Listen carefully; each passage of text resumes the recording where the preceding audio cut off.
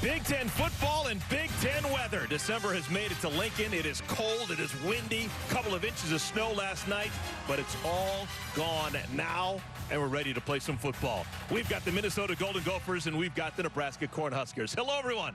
Welcome to Big Ten football with my partner, Ben Lieber. I am Eric Collins. Well, the homestanding Nebraska Cornhuskers finally feeling good about themselves after a long couple of months of not feeling good about themselves. They won a game a week ago against Purdue, and Ben, they finally got the quarterback play that they've been craving. Yeah, and let me just say, I love this football weather. I can't wait for this game. This is December football, and I love it.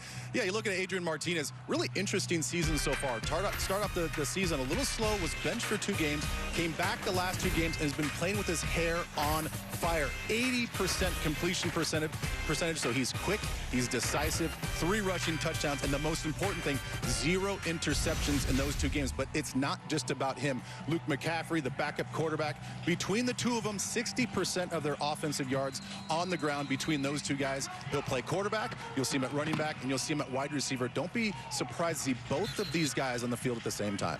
All right, so Nebraska, they know who they are. But what about Minnesota? They haven't played a game since November 20th. Last 2 games have been canceled because of COVID-19. And in that window, Rashad Bateman, their best player, opting out of the season. All right, Ben, put your feet to the fire. What can we see out of Minnesota today? Well, it's going to come down to Chris Ottman-Belt. It has to be the guy. He has to be the playmaker on the outside to make some plays. But make no mistake about it, this Gophers offense goes through Mo Ibrahim, the running back. He's one of the very best in the country. As you can see there, 163 yards per game. That leads the nation as well. They've been riding Mo all season long, and the weather conditions in this game, it's perfect for a game like Mo. All right, let's do it. Let's play some football here in December. Big Ten football from Lincoln. The 61st all-time meeting between these 2 schools. We've got the Cornhuskers. We've got the Golden Gophers. Let's do it. We'll kick it off in just a moment.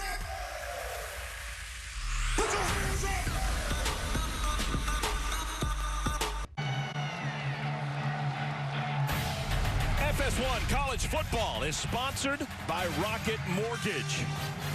Saturday afternoon in Lincoln, Nebraska, and it is senior day. Cornhuskers trying to finish off their home schedule in style. They're going to take on a Minnesota Golden Gophers team for the 61st time in each of these schools' history. Minnesota leads the all-time series, and they won a year ago, a decisive win for Minnesota a year ago.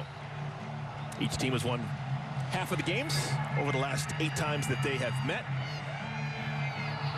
Interesting decision. Scott Frost and Nebraska, they won the toss and they elected to receive the football. Sometimes in weather, with wind and all that kind of stuff, you say to yourself, I'll start on defense. But no, Scott Frost in 29-degree temperatures wants the football. Well, and I like it too, because Minnesota's 22 days between competitive competition to this game. I think they want to jump out on top, on front, with the hopes of putting the ball in the end zone and kind of make Minnesota think they got to get a little bit more one-dimensional right out of the gate. So Minnesota, they will kick the football off.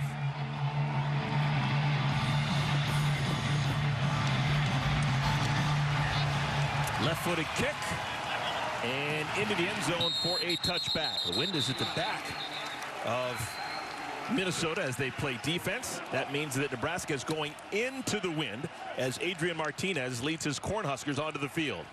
Well, you're going to see a lot of Adrian Martinez, and like we said in the open, this guy's been playing incredible these last 2 games. I mean, he's really getting the ball out.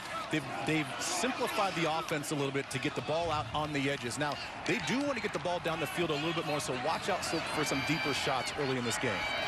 Last week, Nebraska 37 points against Purdue. Didn't turn the football over. Trying to keep on keeping on. First play from scrimmage. Getting it out of space, and that ball is loose, and it is recovered by Wan'Dale Robinson. Is that a backwards pass? It was, so it's going to be a negative play. Let's take a look at these starting lineups. Start with the big guys up front for Nebraska. Yeah, Hymas out there on the left tackle spot. They think that he is a pro player. He's been playing phenomenal football, great in the run and in the pass game as well. And you saw Wan'Dale Robinson. He's the guy that's listed as a wide receiver, but you will see, just like he is right now, you're going to see a lot of him in the backfield. And we've got an official timeout. It was a backward pass recovered by the offense. That play is under further review. Referee Jeff Severinsky, and I'm glad they're looking at this because that was right on the border. Actually, at first blush, I actually thought it was a forward pass. Now, considering it was ruled a backwards pass, it's a loss of 9. So it's a big difference maker for Nebraska. So I'm glad they're looking at it. Well, yeah, 2nd and 19 versus 2nd and 10 is a huge thing. You'll see Martinez is right on that line, and you know that's a tough angle to look at. Was the ball traveling backwards? We'll take a look at this aerial view from here, and to me that looked like that ball was going backwards. So the initial call on the field was a fumble recovered by Robinson and by Nebraska, and I think this is going to stand just like they called it on the field. Super smart play by Wan'Dale Robinson. He knew it was going to be close either way and didn't take a chance, just jumped on the football. Well, that's what you're coached. You know, every never let the ball just sit on the ground, and it doesn't matter if you hear the whistle or not. It's something that you practice, and clearly he's been well repped in that, well coached in that. Ball on the ground, get on top of it, let the officials kind of figure it out from there. Well, we're well coached up right now. Mike Pereira, our rules analyst, is with us. Mike? Yeah, I think he's going to say it is indeed backwards. As a backward pass recovered by the offense. 2nd down. Game clock will start on my signal. Key is it's close, but remember, in order for it to be forward, it has to be forward. So even if it's parallel, that is considered backwards. So good call on the field and good decision in replay. Thanks, Mike. That's an interesting wrinkle. Got to be forward for it to be forward. Totally understand. So after a loss of 9, Nebraska gives it to Robinson on the ground, more traditional, and there's nothing there at all. D'Angelo Carter on that tackle. Let's take a look at the 11 on defense for Minnesota. Well lately, and he needs to get to the passer in passing situations. He's shown the ability to do that.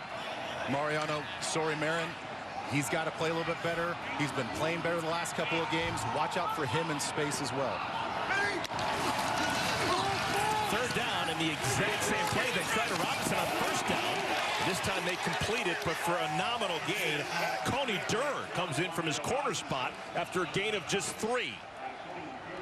And Coney Durr is one of these guys that they're really excited about. One of the few returning starters from last year. And with Benjamin St. Juste, the other corner that's been out because of COVID-related situation, Durr is the leader in that back end of that defense. So he's got to have a big game on the outside as well. So Nebraska will punt. They've got a new punter. William Christup is not available today. So this is Tyler Crawford kicking into the wind and nothing doing at all. Philip Howard is barreled over. It's a punt of 41 yards, no return. Well, it's nice timing on this. You have to be cognizant of that halo. Allow him to catch the football. There was no fair catch signal. So that was a perfectly timed play on the punt coverage. So now Markel Dismuke will go to his safety position and get a look at Tanner Morgan making his 25th career start. Well, and Tanner, he's thrown the football a lot better lately. Accuracy has been a little bit of an issue this year, but in these last couple of games, although it's been a while, they're finding some touch and some big plays down the field lately. Next to in the backfield, no surprise, Mo Ibrahim. Stud. Junior averaging 163 yards per game on the ground. Lineup feature. Ibrahim, his first carry.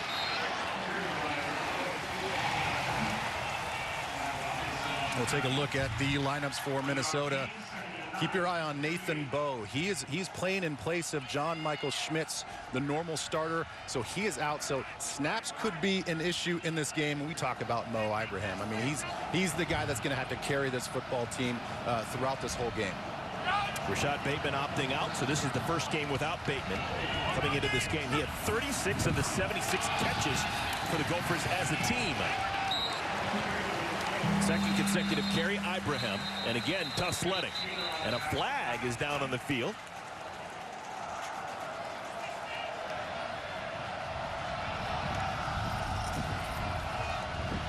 I'm curious about what this flag is going to be. It came out awfully quick. And it was a quick hitting play, so I wouldn't think that there'd be a chance for a holding call. But we'll get the official here in a second. Personal foul. Illegal hands in the face. Defense number 5. 15-yard penalty will be added to the end of the run. Automatic first down. Minnesota number 9 may stay in the ball game because the foul caused his helmet to come off. And take a look at Cam Taylor-Britt, the corner out on the edge, trying to get in there for run support and leverage the run game, and he just got his right hand up into the helmet, and that helmet comes off. That's an easy call there for the officials. So after 2 ineffective runs, Minnesota is gifted a first down. They cross midfield, ball spotted at the 46.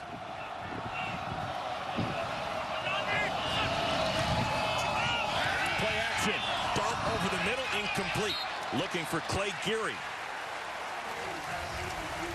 We'll take a look at this. Nebraska defense has been playing much better lately. Ty Robinson, loved this redshirt freshman. He's more of a first and second down guy. So this may be a game where you see a lot more of him. On the outside, look at the linebackers, the inside linebackers, Garrett Nelson. This guy is a maniac. He's all over the field. And watch out for Cam Taylor-Britt, the guy that just got the penalty. He could be locked up on Chris Ottman-Bell in single coverage throughout this game. Again, check with me. Tanner Morgan looks to the sideline. And they opt into a run. That's the 3rd straight run for Ibrahim with really nothing at all. Well, it could be like this for a while, but Minnesota's not going to give up on the run game, even if they fall behind. I mean, their MO as an offense all season long is to ride Ibrahim, to ride this run game. Even when they're down, they don't feel like they have to get one-dimensional and throw the ball. They found success running the football, grinding it out, but with a few guys missing on the offensive line, that may be a little bit tougher going against this defense in Nebraska that's been playing much better run defense these last couple of games. 3rd and 10, 5-receiver set. 3-man rush. Morgan passes fluttering in the air, and it's incomplete. Looking for Daniel Jackson. Morgan's arm was hit, and that caused the ball to flutter dangerously. Well, and you can't have mistakes like that. I know it's not a perfectly thrown ball, and it's a little bit of a wobbly duck and probably hard to handle, but if you're on the road and your offense has been struggling a little bit, your quarterback's confidence has been struggling a little bit, you've had 2 footballs now and 2 passes dropped by your wide receivers. You're missing your big play guy in Rashad Bateman. It's not just Chris Ottman-Bell that has to step up. It's the whole core. And wonderful special teams play by the Gophers. Ball's down at the 2-yard line. 43-yard punt, no return. Nebraska, they'll be pinned back inside their own 5 when we return.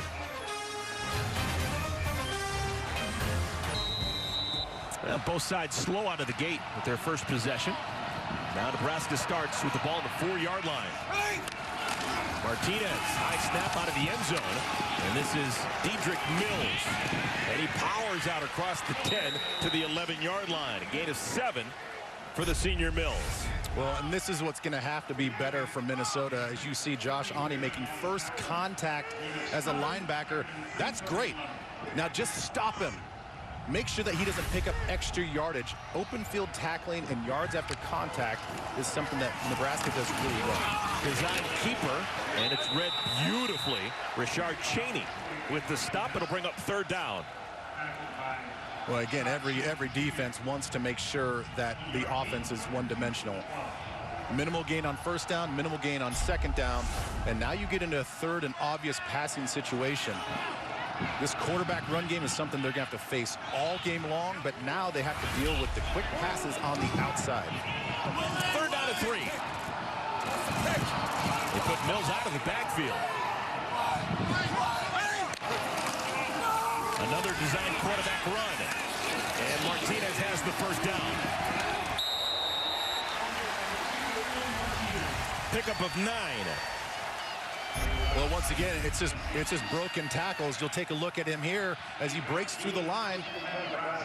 Everything's fit up properly. All the leverage and angles are right where it needs to be. But Jordan Howden, the safety, when he comes off of that block, he still has to maintain some sort of strength and some technique on that tackle and bring him down for a 3rd down stop. Luke McCaffrey comes into the game, maybe earlier than we would have expected. You saw Martinez being looked at on the sideline. Pass is incomplete, looking for Wyatt Lever. And that's the left hand of Adrian Martinez that's being looked at. Maybe a finger? Well, it could be a finger. It could be something on the top of his hand that maybe affecting his grip a little bit. But that's something you have to watch out for. When you run your quarterbacks as much as they do, they're just like running backs, but not built like running backs. So they can get nicked up a little easier. McCaffrey. Second consecutive pass, and it's picked off. Ball is loose. It's picked off. It's Tyler Nubin comes up with the football, and a turnover gives the ball to Minnesota. Well, you got to be in the right place at the right time. And we talk about on defense, it's tips and overthrows. Always be ready for tips and overthrows. Here's the tip ball. There's Nubin right where he's supposed to be, and he comes up and gets his hands underneath the ball to secure the interception. And it's interesting for Nebraska, where you have both of these quarterbacks run the ball. You've been running the football with Martinez, and Martinez gets a little bit banged up. So here comes McCaffrey. Why are you throwing the football when he's cold off the bench? This is a cold game, a little chilly, a little bit of wind. Get him going, running with the football before you start throwing the ball down the field. Nebraska was thrilled that a week ago they didn't turn the football over against Purdue. But you can throw that out the window here in this one. Already a turnover. Just 2 possessions into the game for the Cornhuskers. Gophers back on offense. Wonderful starting field position. Once again, they feed their horse.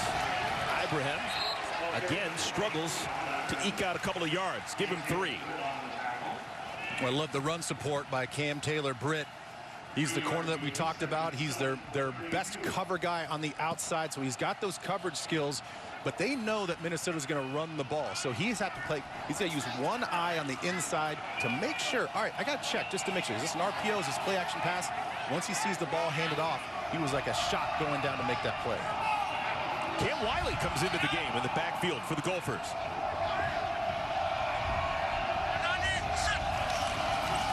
They fake it to Wiley, designed rollout, and the pass is complete.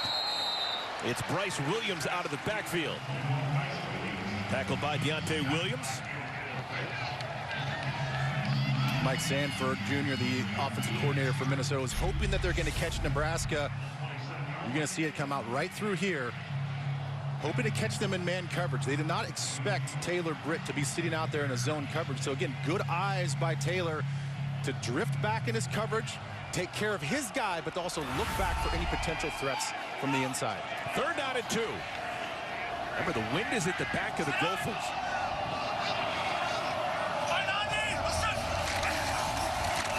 Ibrahim. And that's going to bring up a decision. 4th down and a yard. Gophers don't like to attempt a lot of field goals. They've only attempted 2 on the year. Brock Walker's 2 for 2 with a 25-yarder and a 29-yarder. And it looks like P.J. Fleck is going to keep the offense on the field. This is the right call. I mean, you've been running the football all season long, and you've got a big physical back in Ibrahim. I think you have a lot of confidence that they can at least plow forward for at least 1 yard to pick up this 1st down, and Seth Green is the guy that could possibly do it as well. Wildcat quarterback situation, so Green is in at quarterback. Ibrahim next to him. And a direct step to Ibrahim, and he bursts through the line. Is he going to make it there? You betcha! Touchdown, Gophers!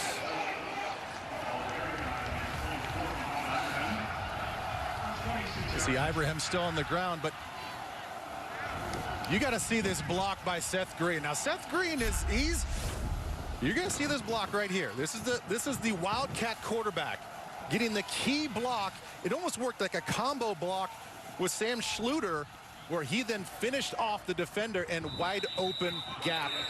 When you plug in and you prepare for the run like that, the second level of the defense gets much tighter, and once you break through that, usually it's one guy that you have to make miss to hit the home run shot. And that's Ibrahim, who you saw him slide into that fencing area. I think he actually got up and took a couple of steps, and now is back down on the ground again. Yeah, it's always a concern, even without the snowy conditions to where it melted and now it's wet. I mean, sometimes you have to watch out for things like that where you slide around, but interesting to see on the replay. Doesn't look like anything clear and obvious as far as an injury, but you're right. He did get up. He took a few steps, went back on the ground, and now he's jogging off, which all the Gopher fans are happy to see him get off the field under his own power, and he looks pretty good. Well, over the years, he's been tougher than walrus gristle, so hopefully he'll be able to keep on going. He has been special. 163 yards per game he is averaging, which leads the Big Ten by a wide margin. How about that for a 4th and 1? 26-yard touchdown. Well, they give you a lot to think about, right? With Seth Green being this Wildcat quarterback, when they get tight in the red zone, they like to run him in those Wildcat quarterback type of plays. So they were probably expecting something like that, but then they deceive them and use him as a lead blocker. Anders Jelasinski. Extra point, bangs off the upright and through. He went the carom route. So, Minnesota, they draw first blood. Gophers lead 7-0 over Nebraska.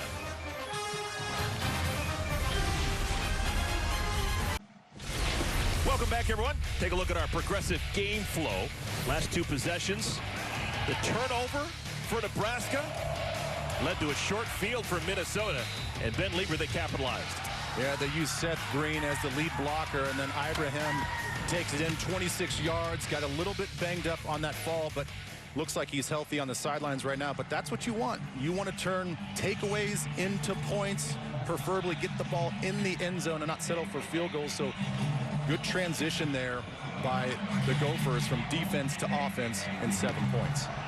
A lot of pent-up energy for Minnesota. They haven't played since November 20th. 2 consecutive games canceled.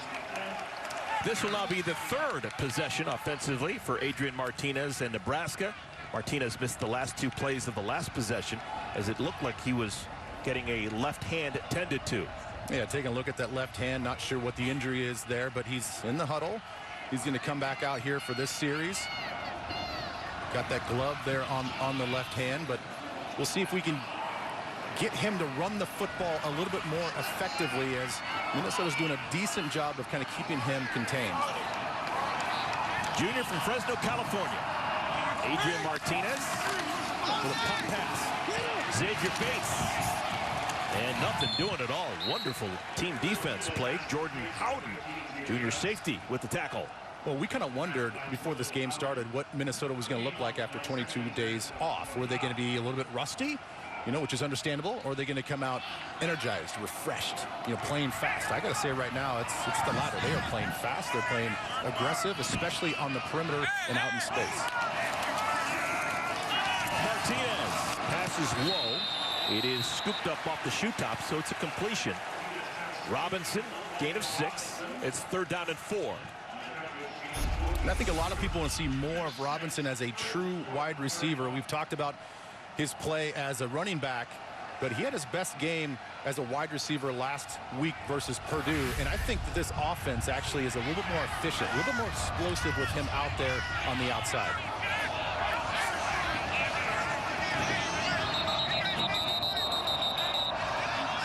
And a whistle. Timeout. Minnesota, their first of the half. So Minnesota calls the timeout. They're looking to defend this 3rd down and 4 when we come back.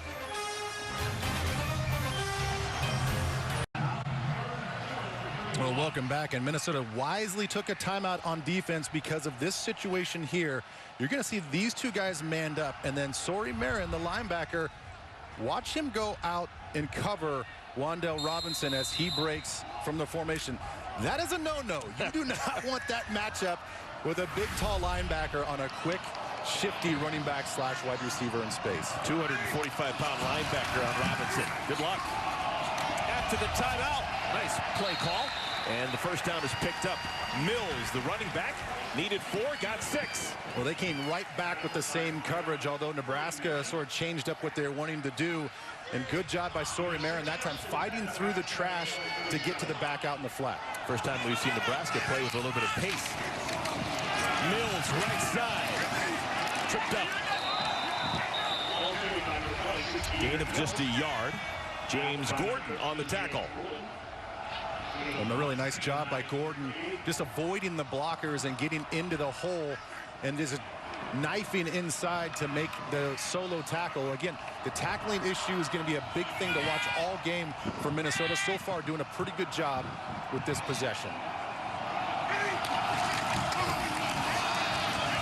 Mills again. Tough sledding. Sori Marin and a D'Angelo Carter on the tackle. Well, it's all about D'Angelo Carter just staying active. Fights off the double team, keeps his hands out in front, plays with good eyes, and if you stay on your feet as a defensive tackle and gain that separation, you're going to make plays like that near the line of scrimmage. 3rd down and 6.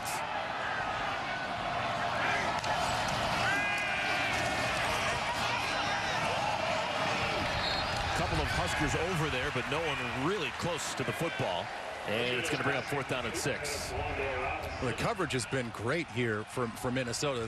They try to do an exchange route from a stack formation on the outside. They pick it up really well, cover those guys up. Then they try to bring a crosser with the tight end across the other side of the formation. There's a defender closing in on him as well. So not a lot of windows to throw against this Gophers defense right now. True freshman Tyler Crawford punting into the wind. Crawford getting an opportunity from Broken Arrow, Oklahoma. And I don't know if that was tipped, but it's going to be fantastic starting field position for Minnesota. So the Gophers keep on keeping on. They've already got a lead, and now they've got great starting field position. Welcome back. Now this is some footage we caught during the break. That is head coach Scott Frost clearly explaining what happened on that last passing play and visually upset. Take a look here. You see, that's the reason I was talking about, hey, these guys are playing great coverage. And you look back at it, well, Wan'Dale Robinson sort of got mugged there with a high hook with the arm across the neck, not allowing him to break to the outside. So he has every reason to be upset. Let's take a look at our... For Minnesota, they've got the football. Once again, fantastic starting field position. That was just an 8-yard punt. They've got the ball on the 49-yard line. Cam Wiley in the backfield. No Mo Ibrahim. We'll keep an eye on that. This is Wiley to the 40-yard line. Nice gain on 1st down. Redshirt freshman from Las Vegas. Well, Wiley has a little bit more twitch than Ibrahim does. Ibrahim obviously more skilled at seeing these zone cuts and running this offense, but they're really excited about Cam Wiley. You can see why. That one carry, he got through that line quickly, learned to break a few tackles, and be as productive as Ibrahim. Gophers 11 wins a year ago. So much excitement about this program. Just having a hard time getting things going consistently here in 2020. Jump down. Ottman Bell, first catch, brought down rudely by Taylor Britt, but it's a gain of 12. This is what it's called to be on schedule. 8 yards on 1st down. You get 2nd and 2. Every offensive coordinator would love to have that scenario all the time in every series. 2nd and 2. Now you can sort of go through. You don't have to force anything down the field. You call a little play action. You get Ottman Bell getting some separation by the play design, and just make it easy, throw in the dump off and pick up the 1st down.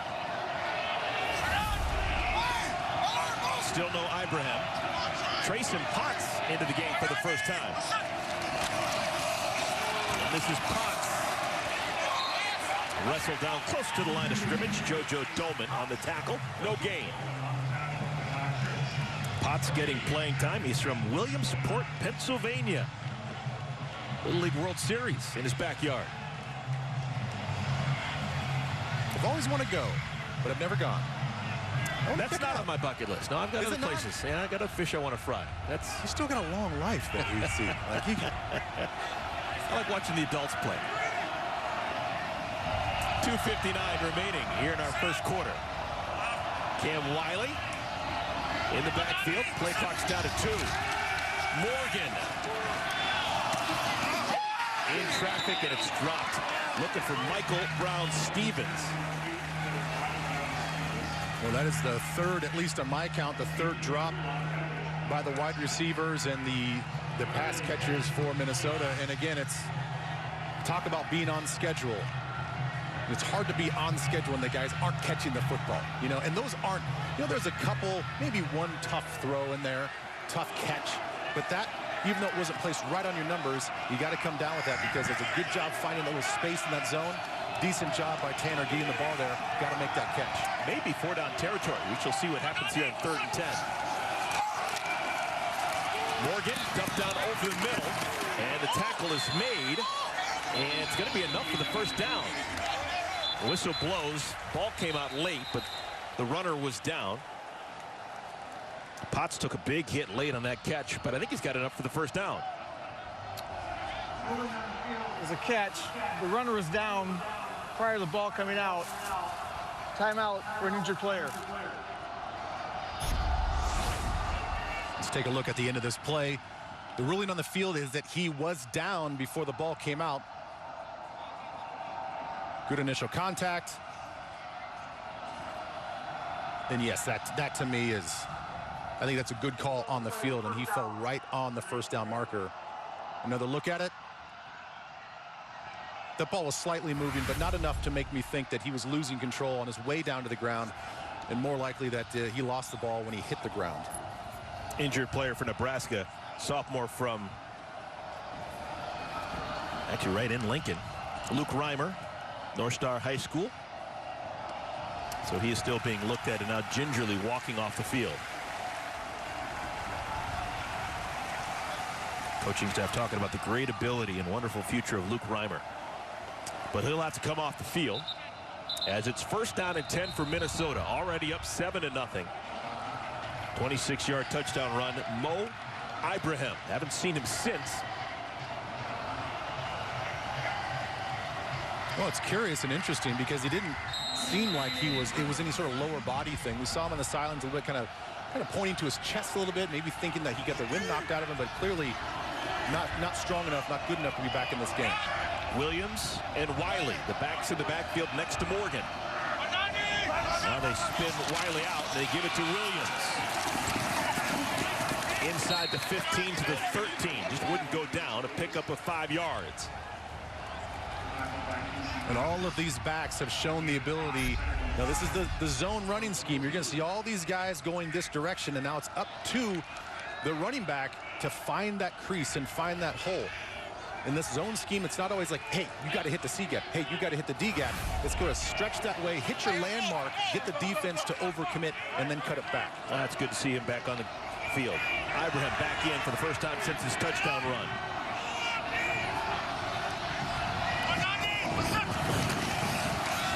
They give it to him. Pick up a 4. I like how Ibrahim's playing this. I'll let you guys go in there. Let's get the ball closer to the end zone, and then I'll come over to Coach as we get near the red zone. Be like, hey, Coach, I'm good. I'm good. I could use another rushing touchdown.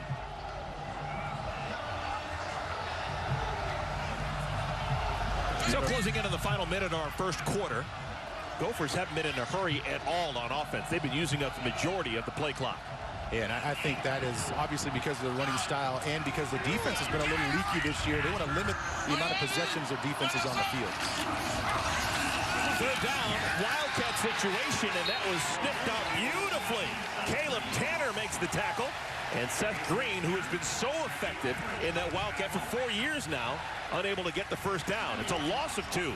Yeah, I don't love that call only because it gives you too much time as a defense, and I get this is all part of the running game, this little zone read, but when you get a Wildcat quarterback in there, most likely it's going to be a run. So you're going to pin your ears back and try to get upfield.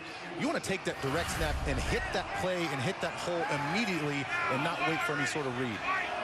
Anders Jelisinski is going to be the kicker. Hasn't made a field goal all year. Gophers as a club only with 2 field goals, but like a gentleman, Jelisinski stripes it right down the middle, 31 yards, and it's a 10-0 lead for the Minnesota Golden Gophers. We'll take a look at the rocket mortgage built for success. Again, I think Nebraska stayed to the game plan of playing out in space. I think that those guys can make more plays out in space as far as an offense goes. Minnesota, we've already seen it. Ride with Mo. I mean, he's one of the best in the country, best in the conference. And we saw it on the 26-yard touchdown run. And I think really the X factor for both teams, the last 5 meetings, the winner of each game has outrushed the other team. So whoever runs the ball better will probably win this game. Built for Success is presented by Rocket Mortgage. For the personalized playbook on home loans, Rocket can. We've got just 14 seconds remaining in our first quarter. It's been all Minnesota. They have had fantastic starting field position all game long. Actually, the game began with what we thought was relatively an unusual situation. Nebraska winning the toss and choosing to start on offense. And ever since then, Nebraska can't get away from their own goal line, while the Gophers keep having fantastic starting field position. Yeah, and interesting, you know, when Luke McCaffrey has to come in for the injured Martinez, that they did go right to throwing the ball. You know, both of his passes did not look great, and the one was picked off by Newman, which led to 7 points for Minnesota. Low spinning kick goes into the end zone for the touchback. And it looks like we're going to have Luke McCaffrey getting his second tour as the quarterback. I know that they really believe in multiple quarterbacks and all that kind of stuff. And yes, more power to them. But on a cold day, I'd imagine it's hard for a quarterback to stay loose and keep feeling good about themselves when you're coming in and you're leaving and you're coming in and you're leaving. Yeah, and now that gives you a whole new wrinkle when you have both of these guys in the game. You see Martinez looks like he's going to get the direct snap in the shotgun spot, but then McCaffrey's out there as a weapon as well. Martinez rolls right. And the pass is complete. That's Lever. First grab for Lever. Nebraska quickly back to the line, but they're not going to have enough time to get off another play. We've reached our second quarter. 15 minutes in the books. And the visitors from Minneapolis flexing their muscle. Gophers have a 10-0 lead as P.J. Fleck doing an old-school 40-yard dash, getting ready for the second quarter. We'll take a timeout. Back to Memorial Stadium in Lincoln, Nebraska in a moment. It's a 10-0 lead, Minnesota over Nebraska.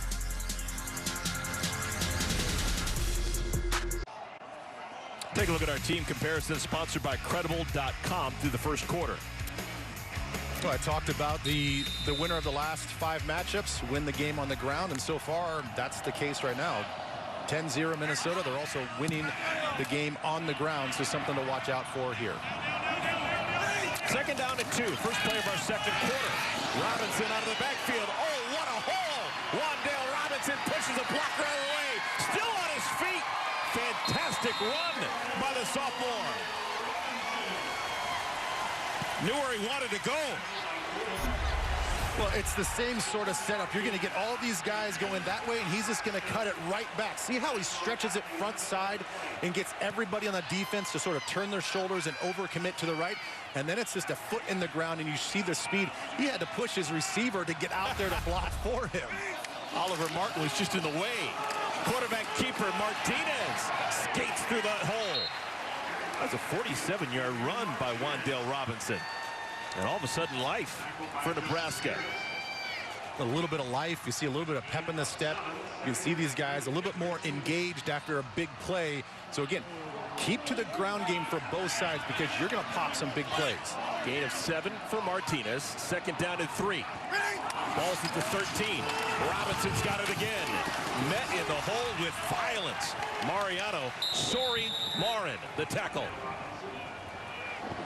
And Sori-Marin did a great job of just being patient that time, not overcommitting. There's the linebacker right there. Instead of running sideways, he stays patient. See how he played that almost inside out?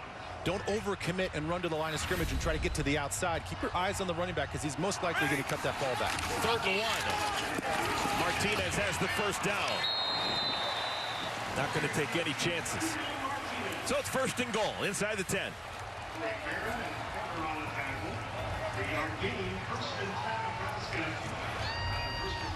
See Martinez now looking to the sideline. Kind of rolling his hands over, trying to get the play call in. Again, sense of urgency has been huge for him these last couple of weeks, and you can see he's antsy to get this next play going. Mills back into the game. Floated over the middle. It's a touchdown. Tight end Austin Allen. Nebraska on the board.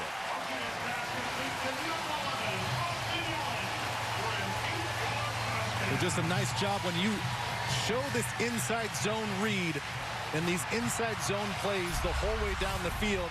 You're just going to get the tight end to sneak up past the linebackers. You see how all the linebackers had both of their eyes, the body language, the shoulders completely square to the line of scrimmage. No clue, no awareness that the tight end was going to release up the seam. Connor Coleman has been really good as a place kicker, solidifying things for the Cornhuskers He bangs the extra point through.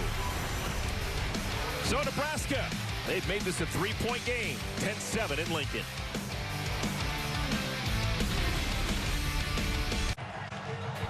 FS1 College Football is sponsored by Rocket Mortgage. After a lot of frustration in that first quarter, Nebraska figured it out as we begin our second quarter, capping it off with a touchdown in the back of the end zone. Yeah, we'll take a look at the play action pass and the action. They get the ball to Austin Allen, and it was one of those things where it's so easy to do that when you have big chunk plays off the same action, the zone run going up the middle, and then they get Austin Allen, who didn't even really sell it. It's not like he really blocked. He just paused, took a beat, went up the field. Easy throw from Martinez. First touchdown catch of the season for the junior tight end. And now Minnesota, for the first time in the ball game, will be heading towards the wind when they're on offense. Well, field position for their offense has been huge. Off the bad punt, which was supposed to be a directional punt to the left, he just pushed it out of bounds. Got great field position. The possession before off the interception, they get close to the goal line. Pretty easy drive for them there, but now they've got to go the length of the field, 75 yards, to get this ball back in the end zone. Ibrahim in the backfield next to Morgan. Gophers a touchdown and a field goal. High snap, out in space. This is Geary. Changes direction and picks up a couple of yards on first down. At the 28-yard line, a gain of 3. Boy, Chris Ottman-Bell on the outside. Holy cow. I mean, we talked about him being the playmaker with Rashad Bateman opting out. It's not just about catching the football. You got to block in the run game and those quick screens like that as well. He drove his dude all the way to the sideline. A lot of tough guys from Kankakee, Illinois, here to tell you. Second down and 7.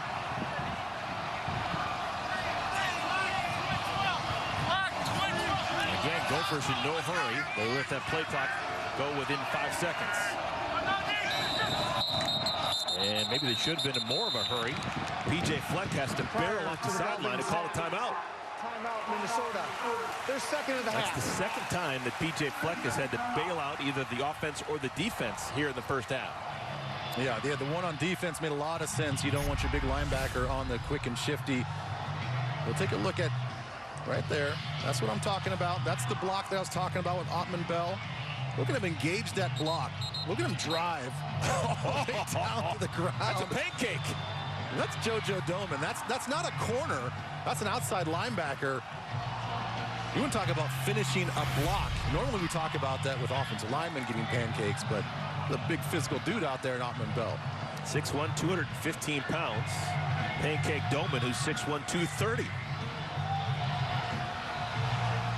After the timeout. Second down and 7.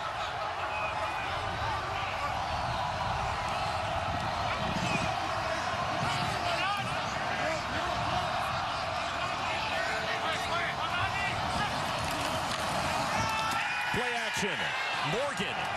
Pass is complete. Ottman-Bell, more familiar role as a pass catcher. He is out to the 40-yard line. A pickup of 11 and a first down for Minnesota. Well, Ottman-Bell lined up in the slot position. Didn't have anybody. He's on the left side of your screen. Play action pass. He runs the out versus this zone. There's nobody there. It's an easy pitch and catch for Minnesota. Pick up that first down.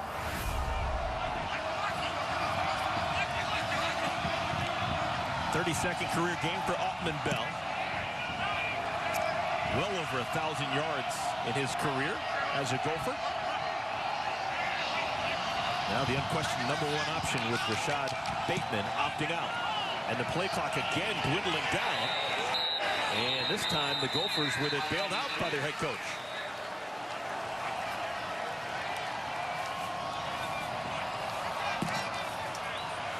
Did they get the timeout? Wow. P.J. Fleck got it just in time. So that's now 3 timeouts used here by the coaching staff. of Minnesota in the first half. Well, next Saturday, with a spot in the college football playoff potentially up for grabs, the Big Ten's best battle for the conference crown. Number 14, Northwestern, going to take on Justin Fields and the number 4 Ohio State Buckeyes in the 2020 Big Ten Championship, presented by Discover. It all starts with the big noon kickoff pregame show live on site from Indianapolis, followed by the Big Ten Championship at noon Eastern, only on Fox. Well, and I know that there was controversy about whether Ohio State should be in there because they didn't meet the minimum threshold of games, but I think it was the smart decision. You know, in this era that we're playing in, rules can be implemented, guidelines can be implemented, but you can't stay true to those all the time. We have to be, if we've learned anything, you got to be flexible, you got to be amendable. That's the best matchup for this conference, and I think it's the thing that makes the most sense. Minnesota, first down and 10, having difficulty getting the correct play called and executed. They've been bailed out twice this drive before having delay of game penalties. Trayson Potts in the game. They give it to Potts, and he barrels out over the 40 to the 41. Casey Rogers makes the tackle, gain of 3. They thought they had something. They overloaded the right side of the formation, and he's just going to take this ball and try to get back to the weak side of the formation, but it was a nice job by Damian Jackson to get off the block and at least be the first guy to make some contact.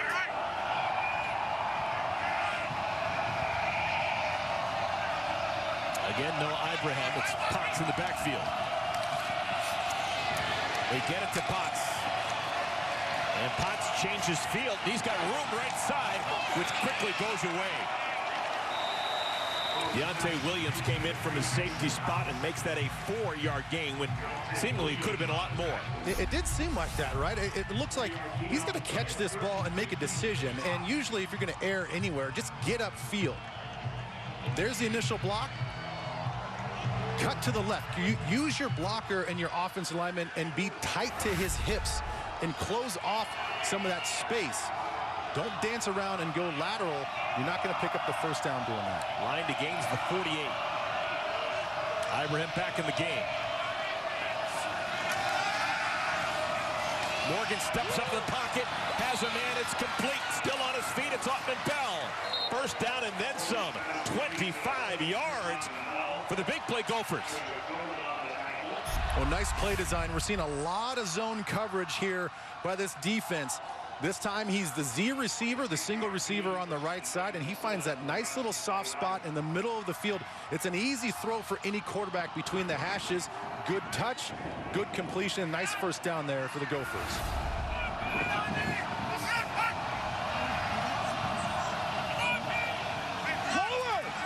Gophers haven't played in a couple of weeks, still being affected by the ravages of COVID-19.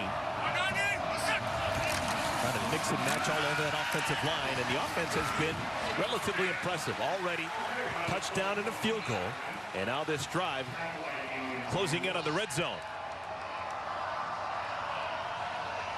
You know Minnesota's going to stick with the run game, but outside of that big run in which fourth down situation, defense was really sucked up to the line of scrimmage, big plays happen in those situations, but if I'm looking at the way their offensive line is performing right now, they're just sort of maintaining and holding blocks. And that's fine as long as the running back's going to hit that crease and hit that seam right now. You'd like to see these guys get a little bit more push down the field against this defensive front. Going into the win for the first time. Again, play clock was down to single digits. And right side man open for a moment. And they can't get the ball quickly enough out to Daniel Jackson. Jackson had a step, but the ball was underthrown. It was one of those screen and go situations. They want to bait somebody to the outside with the quick screen look and then get a guy vertical in Daniel Jackson. But nice job by Deontay Williams, the safety, not to bite on that screen action, that screen look. That's the cheese. Don't bite the cheese. Play your responsibility. Be the deepest guy in the field. So good play by Deontay Williams out there. 8th play of the drive. 3rd down and 9.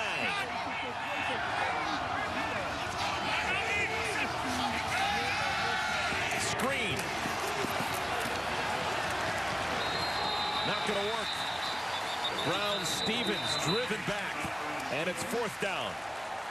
Really well coached here by the defense for Nebraska. They're trying to set up a tunnel screen on the outside, and it's the quick release by the offensive lineman. If you're told as a defensive lineman, hey, if they let you go, they're never going to do that in a normal situation. If they just let you rush up the field, something's up. Put your foot in the ground, retrace your steps, and get backwards for some potential screen. They fell right into that play because they're well coached on the defensive front. Now, this would be about a 45-yard field goal attempt, but Minnesota wants no part of that. They're going to go for it on 4th down and 8. Play clock is down to 2. Morgan's pass is batted in the air, and it falls down harmlessly to the ground. They'll give it over on downs. Good stand defensively by Nebraska. Well, what do we tell defensive guys all the time? In empty formations, you know the ball's going to come out quick. So get your hands up in the air, stop the rush. Great job by Casey Rogers on 4th down. Nebraska takes over. The Bucks, you can't just talk about Tom Brady. You got to talk about Ndamukong Suh. Nebraska boy. First down throw. Martinez spits it out to Robinson. Robinson crosses the 35. Cornhuskers offense coming to life last time they had it. And you can see the sense of urgency again. They go no huddle, go up tempo, try to catch this defense in a change and catch them off guard. Marvin Scott with a touch. Oh, man. Welcome to the game. D'Angelo Carter gives him a bear hug. And D'Angelo Carter's had a nice little game, early parts of this game so far, but he's already made a couple plays. And again, doing a good job of just initiating that forceful contact with his face and hands and staying alive and getting off blocks, which has been a problem for this defense. Is not just engaging on the blocks, but getting off the blocks to make plays. Tight end Stoll in motion. Nothing there for Martinez. Decides to run it, and he gets out of bounds at the 45-yard line. Gain of 5. Well, Coney Durr was all over this play-action slant. He wasn't reading the run game. He knew exactly what was going to happen on this particular play, and he was right there to take that window away. And that's why Martinez, that's one of those plays where you have one primary hot. The ball doesn't come out now, then try to use your legs to pick up some yardage. Second down. Robinson in the backfield next to Martinez.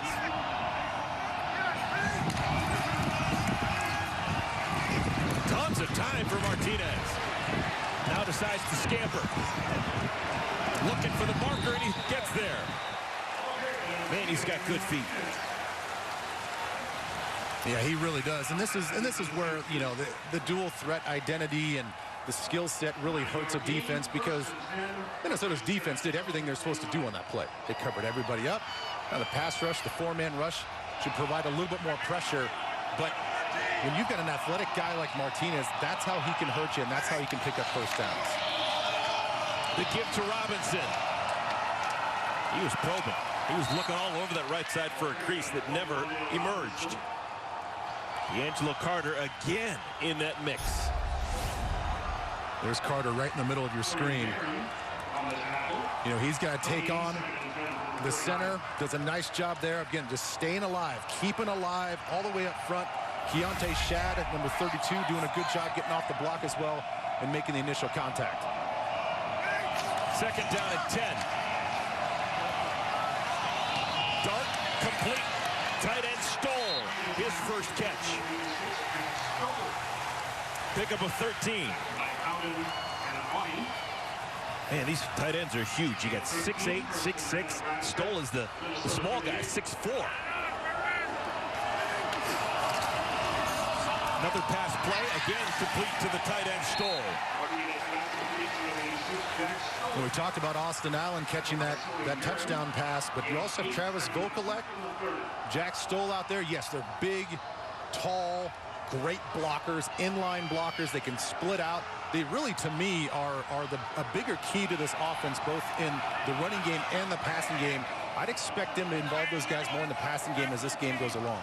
8th play of this drive, second down at 2. Entire playbook available, you'd imagine, for Nebraska.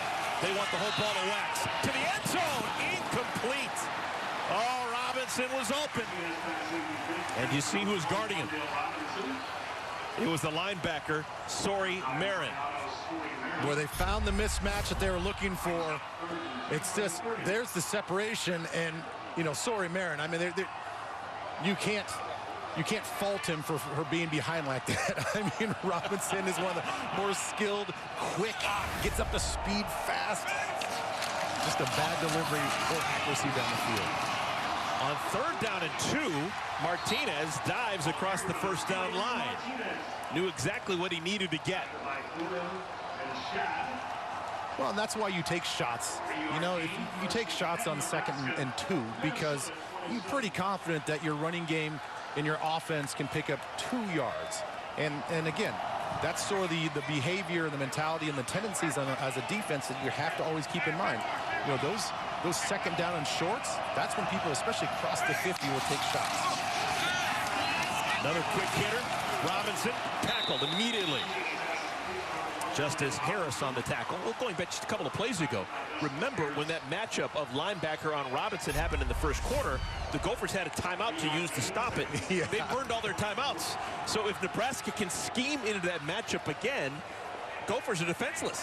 Yeah, you know, the Gophers right now are, you know, they're mixing up zone and man, but it seems like when they call their man-to-man situations, they're getting caught up with their linebackers on the receiver. 11th play of the drive. Oh, look at Mills go! Inside the 10, down to the 7. Nice wrinkle by Martinez to actually jump pass with a fake to maybe try and fool the defender. And he's just going to kind of do this and then cut it back to the left side. You see the lead block again by the tight ends. We talk about how important those guys are as far as tight ends in the run game, and they do a great job of Vokalek getting up in the hole. Mills. This time, sorry, Marin, the tackle. It's 2nd down and goal. We talk about Martinez and the way he carries out his fakes. The coaches told us that. They're like, this guy's 100 miles an hour, not only in the games, but also in practice. If he's going to hand the ball off and carry out a fake, oh, he's going to run 30 or 40 yards full speed and carry that thing out. Good goal line runner. Mills has always been. You saw the 13 career touchdowns.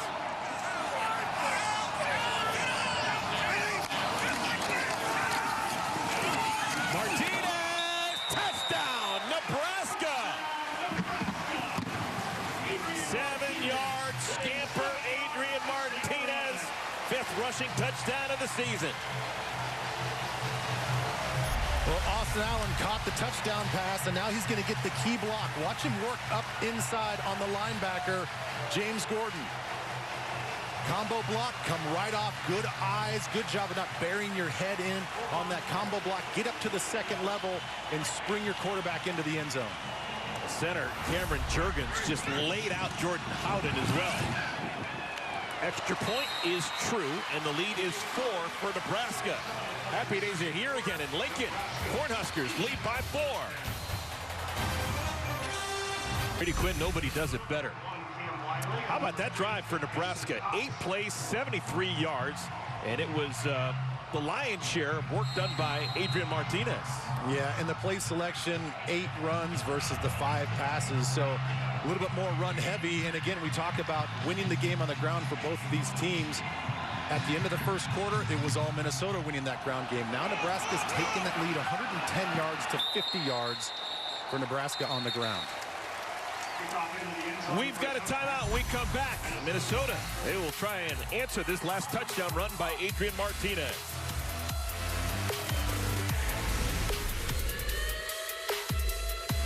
December football in Lincoln, and so far so good for the Cornhuskers, who enjoy playing in the cold. 14-10 they lead over Minnesota. First 3 drives, not so good for Scott Frost's team, but the last 2 drives, Ben Lieber, they figured it out. Yeah, they really did figure it out, and they stuck with their ground game. I mean, that's the thing. Don't abandon the ground game. It's kind of what you guys do with your quarterback situation. Really good on 1st down, which allows them to take a little bit more shots and have some more flexibility on 2nd down, throwing the ball as well. Neither team has been able to score going into the wind. That's what the Gophers are doing now. Cam Wiley into the wind. What kind of speed do you got? Good speed, but not enough. He's tackled at the 15. Markel Dismuke got him by the shoe tops, but a huge gain for Minnesota. Well, look at all the blocking up front.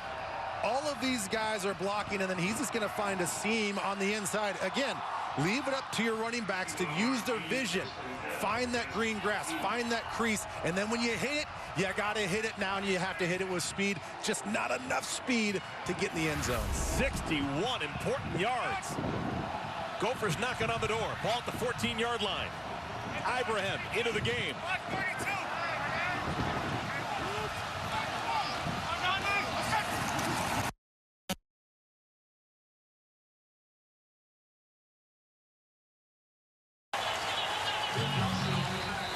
They generously give him a yard. 2nd down and 9. And Garrett Nelson had no other responsibilities on that play other than collapsing down and squeezing that crease for the running back. His eyes not at all on if that was going to be pulled by the quarterback. So I like the concept there defensively. Don't give those guys too much to think about. Just close down that gap and make a play. Nebraska uses their first timeout. 2:11 remaining in our first half. Nebraska still remembers their loss a year ago against the Gophers. It was a convincing win for Minnesota. Oh yeah, absolutely. And they just got absolutely hammered on the ground. 322 yards rushing, 4 touchdowns. Yeah, that's not a good film study the next day. That doesn't leave a good taste in your mouth. And I know that they want to come out and have a much better game, and they're doing that. They're having a much better game. But you know, looking at what the Gophers are facing, no timeouts, 2:11. Now they're going to get the ball here in the second half. So what can you do offensively? Maybe to chew up as much clock as you can, not to give Nebraska more time to operate here at the end of the first half, but also still putting points on the board, preferably a touchdown.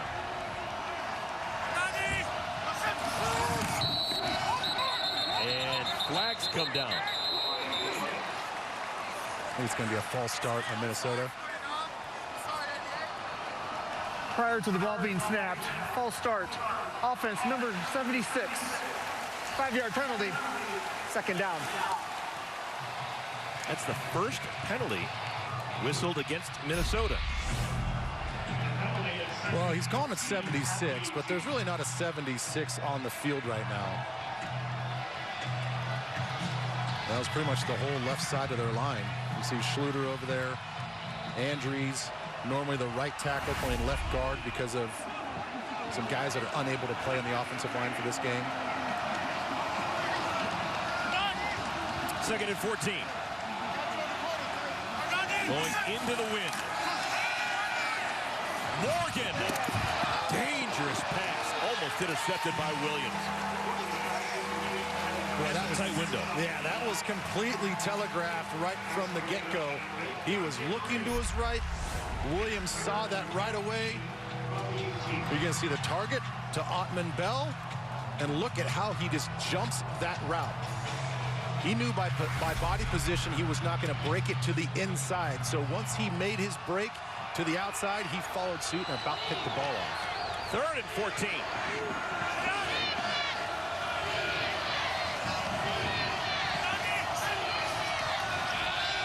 Four-man rush. Morgan's going to have to run it, and he's decked. He didn't see Cam Taylor-Britt coming at all. Well, Taylor-Britt is just a great football player all around. I mean, he's the best cover guy that they have. You're going to see him out on this side of the field. He's going to come from his corner spot. Great cover guy. And again, he's been providing run support, and not just any run support, ferocious run support. Really send a message out there for that defense. And it was relatively high. It was high. I will give you that one. On second look, I can understand why Tanner Morgan was a little slow to get up, and they might need to take a look at that. That was definitely head down. He could have lowered. He had time to lower his target a little bit. Well, that's being looked at. Take a look. This is real speed, what everyone saw on the field. You know, not every violent hit is an illegal hit. And I didn't think that violent hit was an illegal hit in real time. But when you slow that down, it's exactly the type of thing I think they're watching out for, is the lowering of the helmet and hitting just the side of the helmet for Tanner Morgan. This would be a big deal. This is a targeting review that wasn't called on the field. So if this was targeting, not only would it be a first down, it would keep Minnesota on the field, but it also would end the day for the best defensive back that Nebraska has. Yeah, sometimes these plays are bang, bang. You know, the ball carrier is going down to the ground, and, you know, you kind of feel for these defensive players because they want to go up and make a good play, and they've already committed to their body angle, and the body angle changes in a moment's notice. That particular play, I can't say that. You know, he's running from the outside in, and Morgan's not exactly going down to the ground right now. He has time to lower. When he was 2 steps away, or a step and a half away, as we bring in Mike Pereira. Mike, what do you think? Shot from Yeah, I think it's targeting. You're looking at 9-1-3 here since you have a runner, so it has to be crown of the helmet. And you look at him here, is it an attacking motion? The shot from the other side looks to me like the crown of the helmet hits the side of the helmet of the runner. So watch it coming in here. To me, that looks like targeting to me. Yeah, thanks a lot, Mike. And I think that's probably the right call, and we'll see what the officials think on the field as they review this. But it's obviously understandable. I mean, imagine running full speed and taking a shot right in your ear hole. I mean, that's not going to feel good, but it looks like Tanner's up. He's going to be back in the huddle. Showing quite a bit of toughness taking a hard hit like that.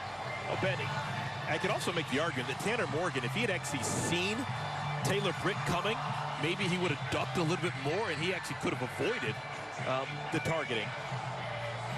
It's just that there's so many different variables, and yes, it was helmet to helmet. After further review, number 5 of Nebraska targeted with the crown of his helmet the quarterback of Minnesota. The penalty being enforced half the distance of the goal. Number 5 for Nebraska is disqualified. Yeah, that's a huge play and a tough pill to swallow for Cam Taylor, but you can tell by his reaction that he wasn't thinking that was...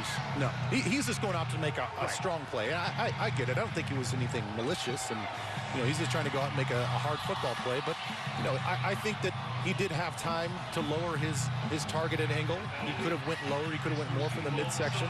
And that's a big hit for this defense. Clearly, he's upset, and I understand, but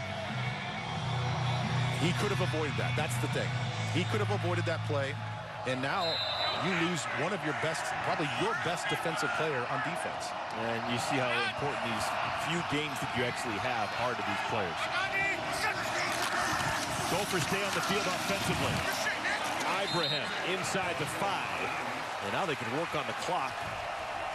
Nebraska has burned 2 timeouts trying to stop the clock and get the ball back, but now with only 1 remaining, they're limited in their options. Yeah, you're gonna watch this clock just wind all the way down, chew up all of that play clock. And yes, you'd love to score, but you almost don't want to score too quickly right now.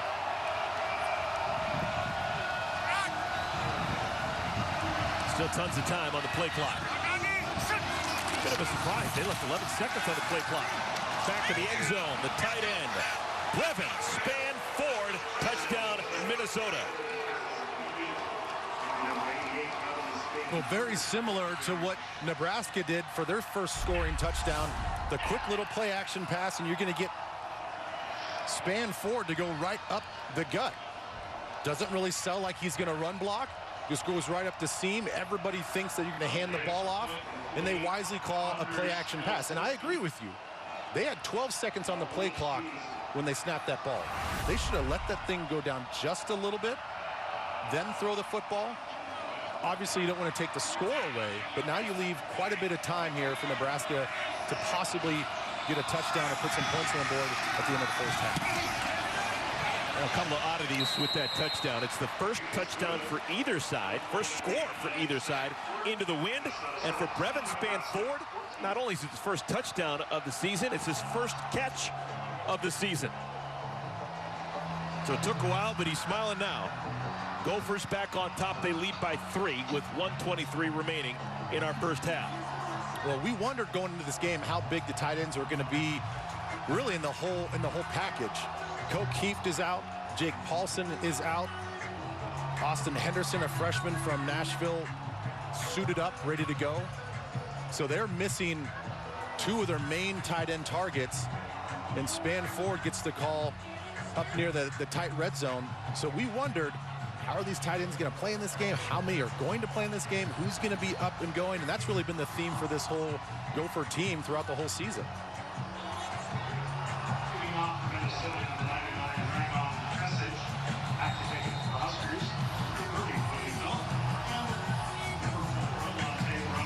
Gophers have to defend for 83 more seconds. They've had a hard time slowing down Nebraska here in the second quarter.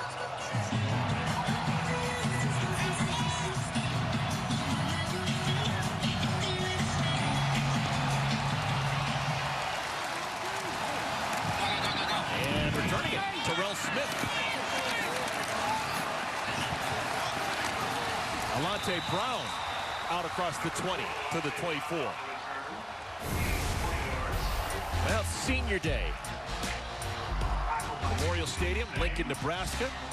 Seniors in what has been an emotional and awkward, a disappointing 2020.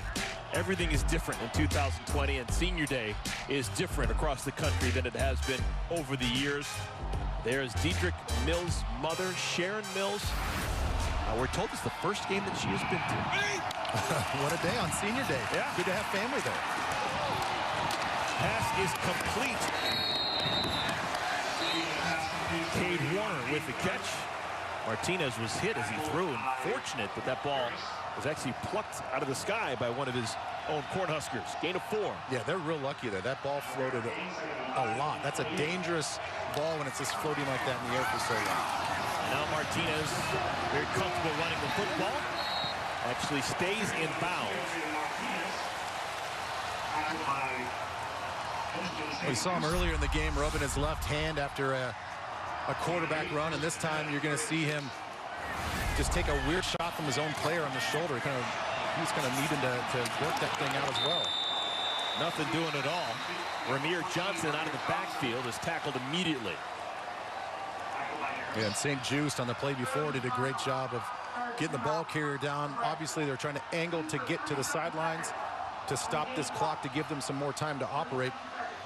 So 2 really good open field tackles for this defense. We'll take a look at that previous play where trying to follow through and get that ball out, and then obviously not feeling the pressure from his own player. Yeah, shaking that right arm out. Hopefully nothing too serious there for Martinez. Martinez has been solid. 11 for 13 passing.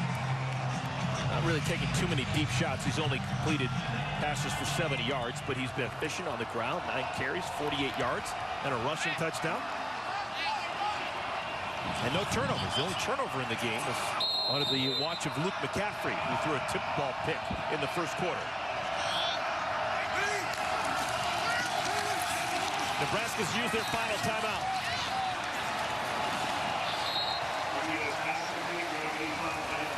Lever, gain of 4, and the clock continues to move. Yeah, those are one of the situations. Like, I'm not even sure you want to throw that ball knowing that's going to be in the field. No. Martinez, little too strong, looking for Oliver Martin. That would have been the big play that they needed. But now it's 4th down and 10, and you got to put the football away. Yeah, you're going to have to. I mean, you're not in a situation to go for it here on 4th down. And so got to give credit to Minnesota's defense. They stepped up, made the plays in the field of play when they needed to. Kept that clock going. They'd use a timeout, throwing the ball short and underneath, and now they're stuck at 4th and 10 with now Minnesota. Let's see what they do when they get the ball back, see if they want to press the field again and score. True freshman punter Tyler Crawford gets it away. But he was just told, get it off. Not looking for any artistry, just get it out. 38 yards, no return. And Minnesota has 8 seconds left to work with.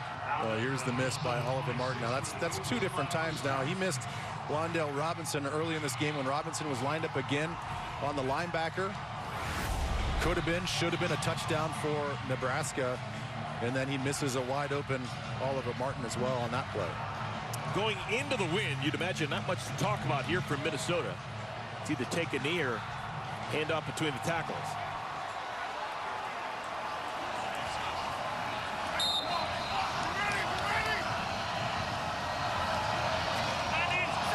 Tight formation. Quarterback Tanner Morgan takes a knee, and that will do it. So, a 3-point lead for the Minnesota Golden Gophers at the break. 17-14 our score. Up next is the State Farm Halftime Show. Coming to your way after the break. Welcome back, everyone. Lincoln, Nebraska, halftime, Minnesota, and Nebraska, 17-14 Gophers on top. I love the fact you got snowmen in Memorial Stadium. With my partner, Ben Lieber, I am Eric Collins. We've got two programs who have been through a lot this year, but Ben, so far through 30 minutes, both these teams still very competitive and playing a good game. Yeah, competitive is the word I was thinking of. It's highly competitive on both sides. I mean, you look at the first half and both offenses misfiring a little bit. You get that tipped interception that leads to this 26-yard run by Ibrahim. And then from there, it was, again, Minnesota putting more points on the board. And then Nebraska comes right back, using their tight ends in the passing game. And then they get their quarterback, which we all knew they were going to be running the football with the quarterback. He gets into the end zone, and then Minnesota comes right back. They use their big tight end in the end zone as well. So both defenses making plays, but also giving up some plays as well. I love the approach by both offensive coordinators. They're sticking with the run game as we see the first half stats. Pretty much dead even. That one turnover led to 7 points for Minnesota. And that key targeting call that we talked about at the end of the first half, had that not been a targeting call, that would have been fourth down for Minnesota. That allowed them to go into and get in the end zone as well. Well, the difference in the game, the touchdown to Brevin Spanford, momentum and a lead for the Gophers when we come back.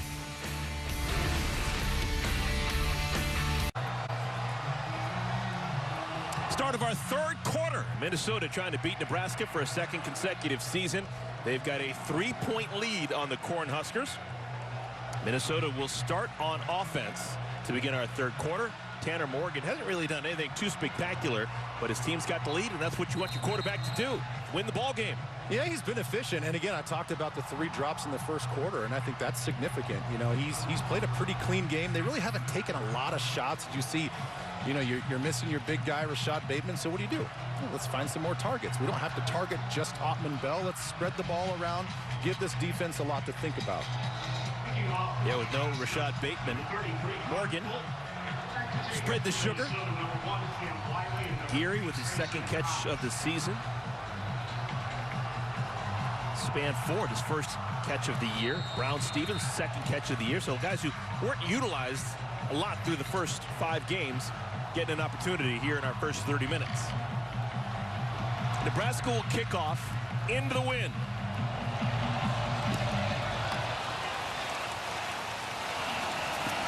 And the ball drops at the 4-yard line, spinning.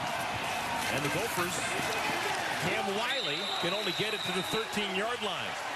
So a minor mistake for the Golden Gophers, and they start with poor field position. Well, we didn't really talk about the wind as much. I mean, it was windier at the beginning of the game. We talked about just the coolness and the fact that it snowed, but the wind has been a factor, and it's decreased a little bit, but you can tell that ball sort of hung up in the air, and the wind was definitely a factor on trying to field that.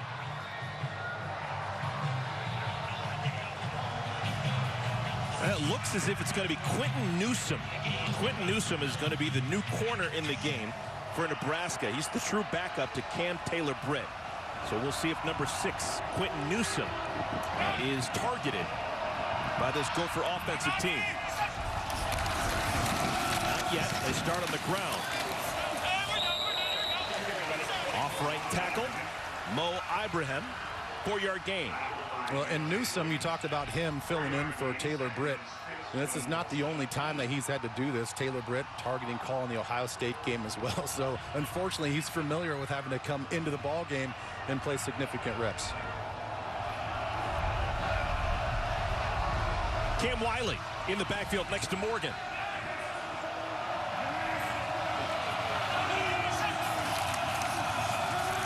Play action. Dart over the middle. Pass is low and incomplete. Wan'Dale had it for a moment. Couldn't hang on when he got hit. I apologize. That was Seth Green.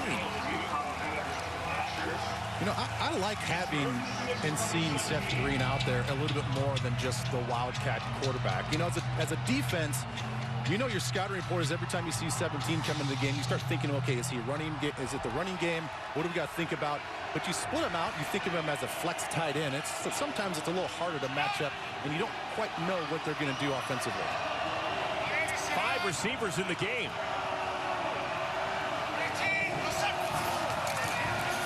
Just a three-man rush. Pass is caught. Clay Gary, second catch of the ball game, 11 yards and a first down. Yeah, that's one thing I really haven't touched on, is we did talk about a lot of guys moving around for this offensive line for Minnesota, and how is that going to play out in the run game? How was that going to play out in the pass protection part of it? And so far, Tanner Morgan's been pretty clean. You know, when he's in the pocket, he's had a lot of time to look over this zone defense and find those open receivers. Offense going with the wind at their back. Majority of the offense for both sides was scored heading in this direction. Wiley to the 30.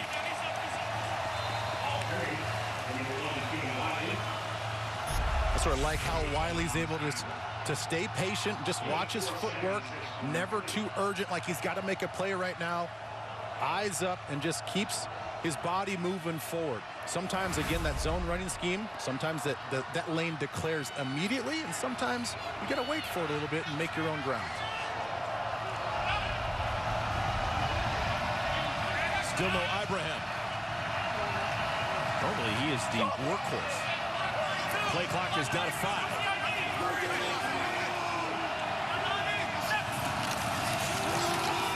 Wiley.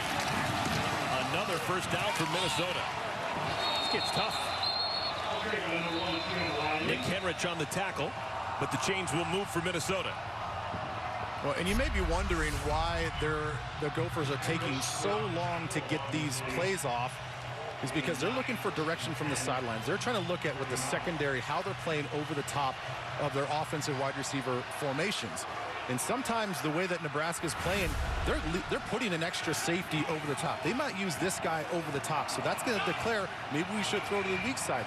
And then he'll rotate. Then he'll move back to the inside. So it's a little cat and mouse game with the safeties and the offensive coordinator. Morgan loads it up, wants the big ball, has a man, it is incomplete. Oh, Jackson had it and then lost it. Well, what a fantastic play by Doman. This is a ball that's thrown perfectly, outstretched arms of Jackson. That's exactly where you want to put the ball. You get an outside linebacker on a wide receiver, and you have to clap his hands. Great job by Doman. You got beat. So what? Don't give up on the play. Wow. Fight for the football. Clap the guy's hands with your hands. That's an awesome defensive play from an outside linebacker on a wide receiver. The senior JoJo Doman from Colorado Springs. Saved the day. Wiley caught behind the line of scrimmage. Loss of a pair. You know, I love the idea of taking shots on first down. But there's also some risk in that. And you see what's happening right now. This is where the offenses get off schedule. You're incomplete. Now you're 2nd and 10. You run a play. They're all geeked up. They make a play 2 yards behind the line of scrimmage. Now you're 3rd and 12. And now you're on your heels. And now the defense is going to pin their ears back.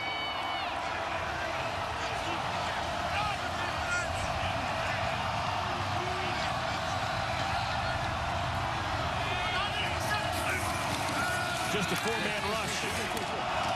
Pass is caught, but it's short of the line to gain.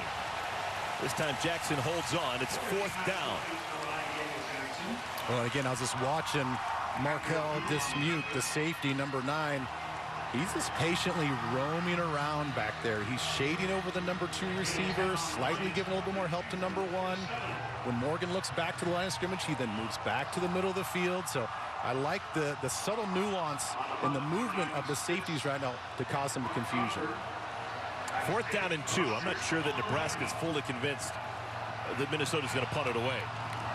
Regular defense is on the field. This is not a return setup. And so the fair catch is called for and made. We've got a timeout. Memorial Stadium, Lincoln, Nebraska. Missed opportunity for Minnesota.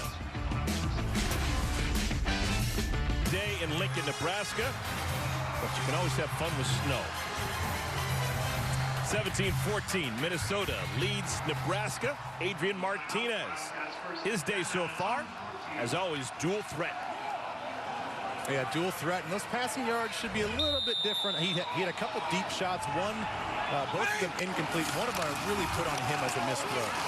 Wan'Dale Robinson starts the third quarter offensively for Nebraska in the backfield and has a good gain on first down. It's not a new thing. Robinson frequently gets carries out of the backfield. Came in with 31 carries in 6 games. Picks up 8 yards on first down. Sophomore from Frankfort, Kentucky. Design quarterback run. Martinez to the edge. He's got the first down. Boy, I love that play right there. Again, you get successful first down, second and manageable. Now you can really kind of open up your playbook. The pump fake, love that. That's just a play action situation where you can just, it's a designed quarterback run game, but you get everybody thinking, oh, quick little swing pass, quick little bubble out to the left. Nope, quarterback's going to pull it back down, beat your linebacker to the corner and pick up the first down. Mills stiff arms a would-be tackler. But that's it. Brought down by Gordon. We've called James Gordon's name quite a bit this afternoon. Let's see the stiff arm. Get to the outside. So we have 3 plays. Nice strong tackle. But 3 plays right now where they've gone off tackle and hit the perimeter. They really tried to go on the inside part in the first half. Sometimes it worked. Sometimes it didn't. They're having better success fighting and using their speed out to the outside. Robinson in motion. They fake it to him. Martinez right up the gut. And look at Martinez go. Newman saved possibly a touchdown, but it's a scamper across midfield for Martinez, his longest run of the day. Well, and this is where Robinson can be so dangerous. He's going to come on the sweep, the fly sweep action. That's now going to pull everybody thinking you're going to get speed to the outside, and then you just run the quarterback right down the gut. That hole was wide open. The lane is wide open. Good blocking on the second level. Nice explosive play for Nebraska. Quickly back to the line of scrimmage. This would be the first pass of the second half for Martinez, and it's complete. Oliver Martin with the grab. What an impressive drive for Nebraska. Yeah, a really nice job by Martinez, just booting out to his left and not continuing to float out towards the sideline. Throttle down a little bit, give yourself a platform to throw and deliver a strike. Again, playing with pace, up tempo. Mills scoots through that original wall and picks up 5 yards. Well, now you've really got this defense second-guessing what play they're going to see. They're going to see a perimeter play. You're going to see some sort of play action. You're going to see a boot. You're going to see a quarterback run game. Now you've got these guys, the linebackers and second-level players really have to think about and really read your keys on what you're seeing in front of you. Mills met in the hole. Sorry, Marin.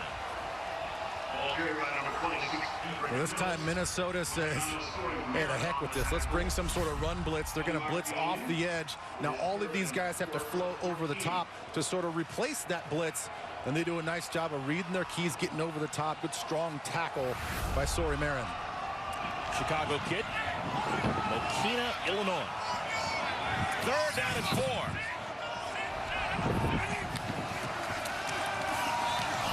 Pass is knocked down at the line of scrimmage. Anticlimactic.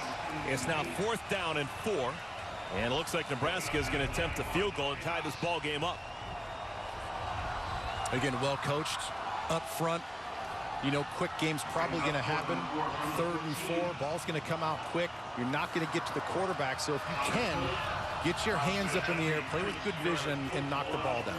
Something to keep an eye on. Nebraska's playing with a new holder. Number 95, it's Grant Detlefson. This is a tough task. The kicker Culp. And it's wide right. That would have tied the ball game at 17. 32-yard field goal into the wind. And things don't go as planned for Nebraska.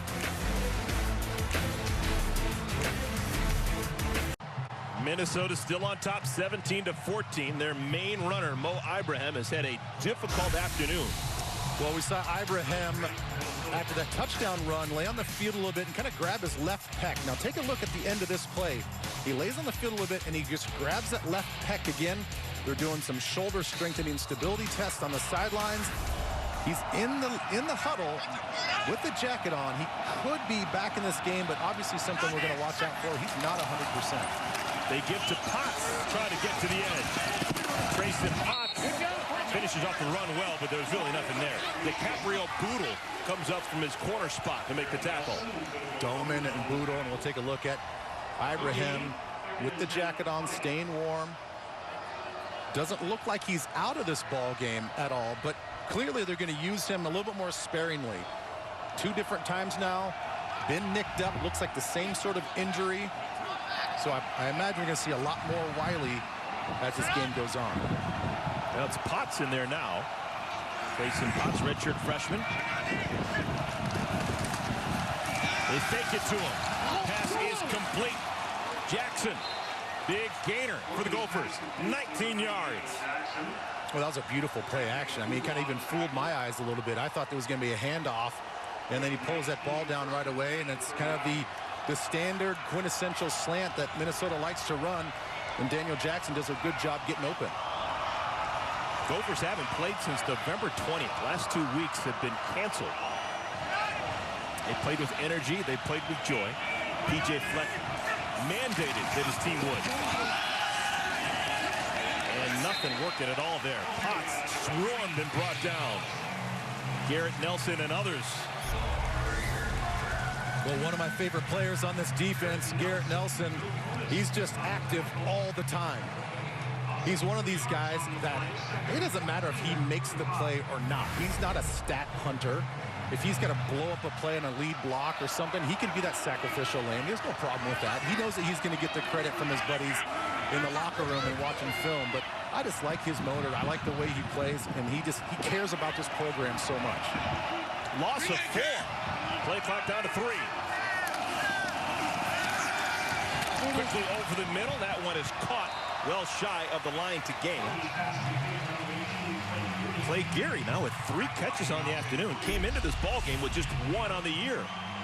You know, you start to think to yourself when you watch Minnesota football, like, why is it so hard? It's so simple. It's so simplistic. It's a lot of these like slant routes, and yet you can't stop them. And the key is you don't have to play the play perfectly. It's just that you have to get these guys down when they catch the ball. And Nebraska did a good job on that play to force a 3rd and 4. Gophers lead by 3. Just a 3-man rush. Tons of time for Morgan. And his pass is knocked down. Casey Rogers have a day. Well, sophomore from Syracuse with the big meat paw up there. Well, normally when you run these double crossing routes, you want to do that against man-to-man situation where you can use maybe a natural rub or a pick. But when Nebraska's playing so much zone, it just not only takes a while for these pass plays to develop, it allows your guys up front to make plays in the defensive front. And then even if you throw the ball, most likely you're throwing into a red jersey. Whole bunch of nothing for both sides here in our 3rd quarter. Minnesota's had it twice, nothing. Nebraska's had it once and could not score. 40-yard punt, no return. Nebraska ball when we come back. Pilgrimage to Lincoln. They know how to prepare for cold weather. Yeah, they're all ready to go, and it's about what you sit on as well. You got to protect your bottom half so it's not wet or it's not cold and wet. Adrian Martinez, design rollout right side, going to keep it. Martinez's running was a big part of the last drive for Nebraska. That got them down into the red zone, but came up fruitless when a 32-yard field goal attempt was wide right. Yeah, they did a good job just sort of mixing everything up with some perimeter runs, off-tackle runs, and then they get the fake deceptive jet sweep with Robinson, and they get Martinez running downhill. So they really kept this defense from Minnesota on their heels. Let's see if they can do it again, and let's see if Minnesota can make some adjustments in the run defense. 2nd down and 5. They give it to Robinson. And Robinson is spun down. Mariano, Marin. Well, Sori Marin makes the play, but boy, Mafe, the defensive end on that side, he did a nice job stringing that thing out as well. He had outside leverage. He stayed outside leverage. You'll see him just sort of skate that way and not really get logged by anybody. That's the reason why it allowed Sori Marin to get over the top to make that play. Sori Marin now with 13 tackles in the ball game. 3rd down and 4. Martinez. Pass sails high in the direction of Oliver Martin. Boy, the passing game for Nebraska really by both he and Luke McCaffrey, although McCaffrey, we haven't seen him really throw the ball that much since the first couple drives, but it's really been off when it comes to throwing the ball deep. They talked about, hey, we're really efficient with sort of our underneath quick passing game. You know, some of those are the easy get into rhythm throws, but we really need to go into this game and focus on getting the ball down the field a little bit more. They're trying, just unsuccessful. Crawford's left-footed boot. Dies at the 35-yard line. So it's a 3-point game. Minnesota, the lead in the ball when we come back. Moments of protection brought to you by Allstate. Get better protected with Allstate. You've never been in better hands. Yeah, the pass defense for Nebraska has really stepped up, especially on 3rd down. Those quick throws, defensive linemen getting their hands and their big paws up in the air. Casey Rogers doing a phenomenal job. And then we talked about this one already. JoJo Domann with a huge pass breakup on a would-be explosive pass play for Minnesota. Nebraska trails Minnesota by 3. 3rd possession of the 2nd half for the Gophers. And they're still playing without Mo Ibrahim. It's Cam Wiley. And not much doing at all for Wiley. Can't state this enough. Minnesota playing without their best player, Rashad Bateman, who opted out a couple of weeks ago. And now with just a smattering of carries on the day for Ibrahim, who averages 163 yards per ball game. And they sort of shuffled the deck on the offensive line as well, with some guys not available to play. So they're doing a good job. I mean, they're not doing great in this 3rd quarter. Credit to Nebraska's defense right now, only 59 yards given up in the 3rd quarter, but they're winning this game. Morgan stands in the pocket and completes the pass. Bell down to the 43-yard line. Gutsy play by Morgan. Knew he was going to get hit. He knew he's going to get hit, and you're just going to see him come on this dig route from the outside spot. Again, they continue to play this zone defense. So once you see that opening, just throttle down a little bit, get into a window where your quarterback can see you, and deliver the ball and catch the ball. And again, their offensive line, just like I talked about, they've kind of shuffled the deck up there. They've been phenomenal in the pass protection, allowing a lot of time for Tanner to scan the field and see the field. No sacks for either side in the ball game. That was a gain of 20. Morgan keeps it. Oh, my. He got tagged from behind. Nick Henrich landed on him. Well, that was one of those, to me, kind of inadvertent hits by Henrich. Quarterback sliding. He's going down as well. Whenever the quarterback gives himself up like that, it's hard to kind of pull away when you're going full throttle to make the play. I'm glad they didn't throw the flag on that particular play, but that's 2 really hard hits in the head that Morgan's taken this game. Nebraska's already lost Cam Taylor Britt to a targeting penalty.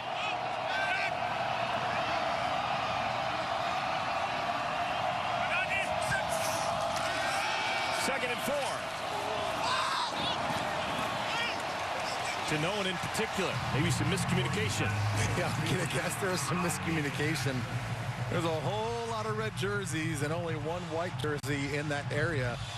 So I don't know if it was on Morgan, if that was on Daniel Jackson, but thankfully that ball from Minnesota hits the ground and no worse for the wearer. A big difference in this game, the lone turnover. Nebraska threw an interception back in the 1st quarter that immediately led to points for the Gophers. Play clock down to 6. Williams. And it's going to be 4th down. 4th down and 2. Interesting decision now for P.J. Fleck and his staff. Well, they've been in this situation multiple times so far, and they've gone for it. It looks like they're going to go for it again. And Casey Rogers, we talked about his deflected passes on 3rd down, but he's really done a nice job in the run game as well, keeping himself alive on that particular play and making the stop. Kid out of Syracuse. He loves this weather. This is a balmy day in July in Syracuse. 4th down and 3. Ball needs to get to the 33. They're going to throw for it. Morgan, pass batted down again. Was that Rodgers who got it? No, they're not going to say it was Rodgers. Instead, it was Payne who knocked it down, but it's going to be Cornhusker football. Well, where are they looking to throw the ball in a critical situation is Chris Ottman-Bell. He's lined up in the slot. He tries to come back, and look at the coverage in the middle of the screen there by Nebraska. They knew and had a good feeling that that ball was going to be targeted to Ottman-Bell. We don't know what's going to happen, whether he catches the ball, whether it's picked off. Obviously good coverage, but better job by the defensive front once again in a critical situation to bat the ball down. That's now 7 passes defensed by this defense of Nebraska. That's a huge number. Looking for Austin Allen on first down, incomplete. Second down at 10. Well, thankfully for them, they've batted all those balls down up front because, truthfully, their 4-man rush, they have not blitzed a lot today. Their 4-man rush is really not affecting a lot of the throws. So if you're not going to get there and cause the quarterback to get out of the pocket, at least affect the throws by getting your hands in the air. Final half minute of our third quarter. Martinez, incomplete off the fingers of Robinson. Back-to-back incompletions. This could be a very quick possession for Nebraska. Well, they look to the screen and go on the right. And then he had enough time to scan the field and try to get back to Robinson streaking across on the deep over. And it's just outside of his reach. I'll put that one on Martinez. That one should have been a better thrown ball. 3rd and 10. Just a 3-man rush. And Martinez loses the football. What's the ruling? It's Gopher ball. A fumble, and Thomas Rush jumps on it. Fumble. Recovered by the defense. First down and 10, Minnesota. Well, it's just a speed rush by Boye Mafe. Watch him come off on the top of the screen. Just a complete speed rush, inside arm, gets that hand down from the offensive tackle, and he keeps going back to the quarterback. That's a great effort play, nice execution, and not just go for the tackle, but strip and attack that football. What a play. That's 4.5 sacks now for Boye Mafe on the season. First sack for either side, and it's the second turnover for Nebraska, who didn't turn it over once a week ago in their win at Purdue. Well, and that's been the big issue in their losses to Illinois and Iowa. It's all about the turnovers. If they stay clean, they win the game. They turn the ball over like this, doesn't look good. Maybe the final play of the day with the wind at the back of Minnesota. And they choose not to use it. They run the football, and they lose a yard. And that will more than likely be the final play of our third quarter. Absolutely nothing doing in terms of scoring points in that 15-minute window. We're at the half, 17-14, Minnesota with the lead, and we go to the fourth quarter, 17-14 with Minnesota the lead. Gophers have the football, 2nd and 11 when we come back to Lincoln.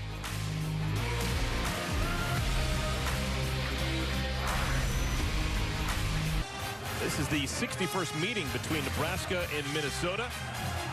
And it's a good one. It's a 3-point game. Minnesota leads 17-14 as we begin our fourth quarter. And holy Bronco Nagurski, these games are generally not this close. Last 5 meetings have all been blowouts, but not today, Ben Lieber. You've got a good one. We got a competitive one today. I'm glad that we got a tight one and not a big blowout. 2nd down and 11. Pass is complete. That's the freshman Daniel Jackson, and a first down for Minnesota. Well, we've seen Minnesota this game come out on first down and throw the football. Sometimes it works and sometimes it doesn't. And it's good to be on schedule. Nice job by Morgan to kind of look off, go through his progressions from right to left. This offense really is kind of a one quick read, get the ball out situation. When he has time to scan the field, he's able to find those open receivers. Pick up of 14 yards.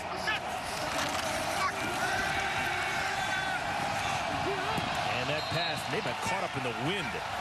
Looking for Ottman-Bell, and the pass spins away. Yeah, you mentioned that wind. They're going into the wind right now, and if that ball gets caught up in the wind, it's going to sail a little bit. So he's going to have to battle that as he throws the ball down the field with any accuracy, is kind of account for the ball sort of rising up onto him. Tanner Morgan, redshirt junior, Union, Kentucky, making his 25th start as a Gopher. Trayson Potts in the backfield next to him. Dart over the middle, caught Wan'Dale. Another first down, Minnesota. That's been their best play offensively. Well, it's kind of their best play really all season long, is just this quick little zone read. It's basically a play action pass. You can call it RPO, whatever you want to call it, but it is a play action pass and just gets everybody at that second level to freeze. And when you run the ball as effectively as Minnesota does, you have to honor that. And the offensive linemen do a good job of making everything look seamless, and so you can't tell if it's a run or pass. Another 14-yard gain for the Gophers.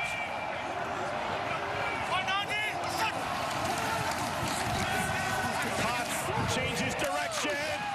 Did he get in? He did! Touchdown, Gophers! What a run by Potts! I mean, talk about pinballing your way into the end zone. Oh, he didn't get in. He did not get in. They say he's just short. So the Gophers are going to take another crack at it quickly, and they go backwards. Oh, I thought the signal on the field was touchdown. I'm not so sure about that either. It looked like to me that eventually the ball does cross the plane.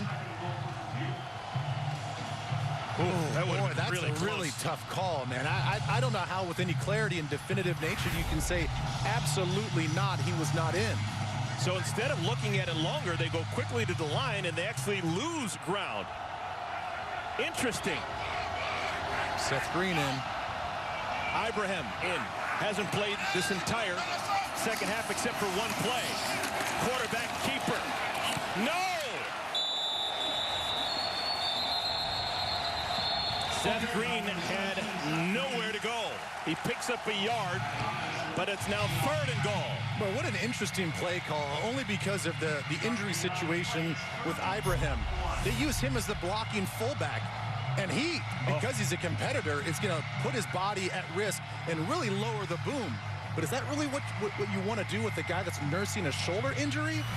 I mean, got to give a lot of credit to that defense. They stonewalled that lead block, and they got to Seth Green. It's still the Wildcat with Green, the quarterback.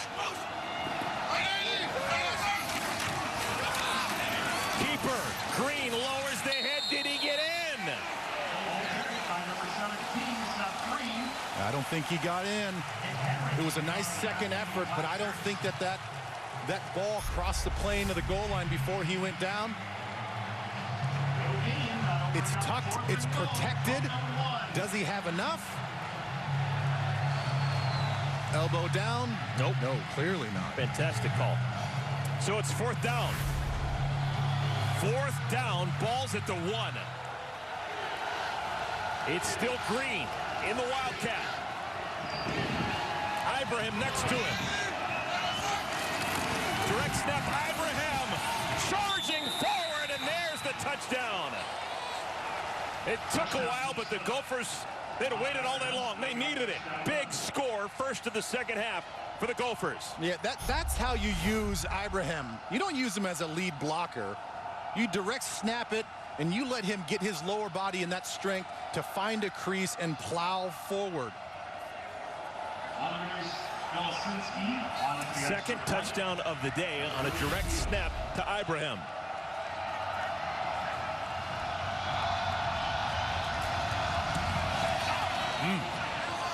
So the Gophers avert disaster by scoring on 4th down. And their lead widens. PJ Fleck's Gophers. They've got a 10-point stiff arm on Nebraska. Minnesota leads by 10. Touchdown a moment ago, Mo Ibrahim. That was a very interesting drive for the Gophers. This is what we thought was a touchdown by Potts. Yeah, we thought this was a touchdown by Potts. And then Minnesota elects to go hurry up, and they get stopped and stifled at the line. They face 4th down, and then finally they go to Ibrahim, and he plows his way in for a touchdown. But what kind of a weird series of decision-making there, I think, for Minnesota after that Potts run, to run up there right away without giving a second thought. I know that they're going to try to catch them off guard, but if there was ever a call down to the field to get a review, at least take the review. Sure. And take the touchdown and not have to worry about a bad snap, a bad handoff, a possible bad situation. So fortunate for them, they still got it in the end zone. Alante Brown, Chicago kid, is tackled. And it's 1st down and 10 for Nebraska. Next Saturday, with a spot in the college football playoff potentially up for grabs, the Big Ten's best battle for the conference crown. It's Northwestern taking on Justin Fields and number 4 Ohio State in the 2020 Big Ten Championship presented by Discover. All starts with big noon kickoff pregame show live on site from Indianapolis, followed by the Big Ten Championship at noon Eastern, only on Fox. Buckeyes at home this weekend, twiddling their thumbs. They were thinking, of course, they were going to play the big game against Michigan, but that wasn't meant to be. A little slingshot pass out to Robinson, who is clobbered. Tyler Nubin on the tackle, pickup of 8. You know, this is winning football in these moments right here for Minnesota. Now you got to keep in mind that they've been off for 22 days, you know, and they haven't had to condition and run around and get in football shape through this time. So it's going to be interesting to see what is their conditioning like. Can they keep up for 4 quarters? You know, are they going to have some mental lapses and mentally break down? And is Nebraska then in the 4th quarter, when they need to come back and get the ball down the field and score, are they going to capitalize on any potential mistakes that Minnesota may make? Nebraska's committed a couple of turnovers, interception and a fumble. Minnesota has not turned it over this afternoon. Big difference in the game. 1st down and 10. Martinez. And it is incomplete. Ball was tipped and almost intercepted. Justice Harris got his hands on the football. And it's now 2nd and 10. Well, you could almost see Martinez just consciously feel like he's got to take a little bit off of this throw. He's been missing some throws and missing high. So he's been putting too much on these throws. In that moment, he's like, I just need to float this ball in there. Then it's too late. Then you're allowing the defense to make a play on the ball. 10 minutes and change remaining in our 4th quarter. Wide receiver, inside handoff. Robinson didn't fool anyone. So it's 3rd down and a bunch. So at one point in time, Nebraska's offense was finding success on the perimeter, running the football a little bit, using some window dressing to get Martinez running downhill. Not so much now as this game is going on, and Minnesota's making some adjustments. But so I got to credit their defense, but Nebraska's got to switch up their game plan a little bit. Find a way to take advantage of this defense a little bit, and got to find some holes in either the pass game or the run game in space. Martinez goes down. Mafe again. 2nd sack of the 2nd half. Well, he's really come on lately. Again, it's just a typical speed rush on the outside. This is why, as a defense, you want to make offenses one-dimensional, because now you can just really go. You don't have to worry about any sort of RPO read, zone read, where you've got to, squeeze down the line of scrimmage and get the potential running back. You can just pin your ears back, get those track stands, and get up the field. 5.5 sacks on the year from Mafe. Ball is loose. Dangerous play. And stepping out of bounds was Philip Howard. Aggressively trying to field that punt. Steps out of bounds. So Minnesota's got the lead and the ball. 9:10 remaining. Minnesota leads by 10. Scored a touchdown last time they touched it. Now trying to salt this one away. They bring in Ibrahim as the tailback. Just 45 rushing yards on the day for Ibrahim. Averages $163. But he does have 2 scores. They give it to him. And the junior heads north and has a positive gain on 1st down. Pickup of 6. Isn't it just a little bit different, when he gets in the game? And I know that Nebraska stuffed him a little bit. There's been some runs, but that little run right there is kind of like what sets him apart when you look at Potts and Wiley and the backup guys. you know, look like a nothing play. And even when he gets tripped up, he still has the athletic ability and the balance just to fall forward and use his hand on the ground to pick up 5 yards. Closing in on 3,000 yards in his collegiate career. Wonderful player. Play clock down to 3.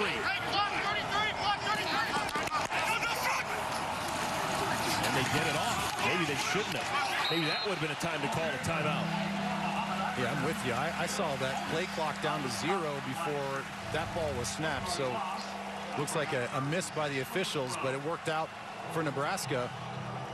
They brought a delayed blitz from the linebacker spot, and that's one thing, probably not here on 3rd down, but as this game goes on, knowing that Minnesota wants to bleed the clock out, you're going to start seeing a lot more blitzing from this defense because they haven't done much of it today.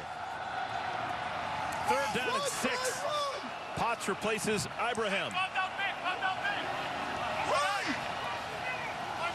Showing blitz here. Here it comes. Morgan. Back shoulder throw is incomplete. Looking for Potts. So a really quick 3 and out for Minnesota. Well, they're going to show a blitz, and then they're going to bring the blitz from the other side. So it's a little bit of a deception thing. It's the quick shift to try to get them to jump off sides on a false start. Then they show the blitz, and then they back out with the guy that's showing the blitz, and then bring a blitzer from the other side. Love the concept, and it worked perfectly. First 3 and out of the game for Minnesota. Crawford to kick out of his own end zone. Oliver Martin back deep, calls for the fair catch and makes it right exactly on the 50. We've got a timeout. Nebraska needs some offense, and they need it quick.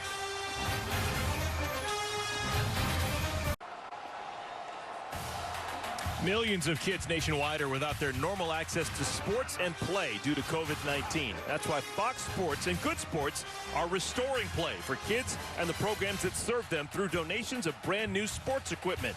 Text PLAY to the number on your screen to help keep kids in the game. Nebraska's got the football. 7.5 minutes remaining. Mills fights forward to the 45-yard line. I want to talk about Boye Mafe. When we talked to Joe Rossi about him, he said, you know, he's got to win his one-on-ones. He's playing better, but he's got to win his one-on-ones. So they challenged him to do that, and so far today, two sacks, a forced fumble, and he is definitely winning his one-on-one. Unfortunately, going against Bryce Benhart, also from Minnesota, so he's taking advantage of the young redshirt freshman from Minnesota, who you know was coming into this game, wanted to have a good game at going against the Golden Gophers, and so far the kid from Minnetonka is besting the kid from Lakeville. Wan'Dale Robinson with the catch. I love the in-depth land of 10,000 lakes knowledge you're giving us. Well, you know, when it shows up on your board that they're both from Minnesota, you got to make the connection. Sidearm throw, and it's complete to Mills out of the backfield. There is a flag down on the field. We've had actually very few of those throughout the course of our afternoon. Just a combined 3 accepted flags here with 6 minutes and change remaining. Well, again, the biggest one against Nebraska, you know, we touched on it, but when Cam Taylor-Britt goes out with the targeting. Defense, number 16. 10-yard penalty to be added to the end of the run. First down. Coney Durr. Was that a shadow on his face, or is he cut? I couldn't. It looked like he had a bead of blood going down his nose. I'm like, wow, it is a physical game out there. I think it's the shadow. So the penalty against the senior Durr. And the gifts keep coming for Nebraska. Includes an automatic first down. Nebraska already on the outskirts of field goal range. Down by a touchdown and a field goal. With the penalty, Nebraska will have first and 10 at Minnesota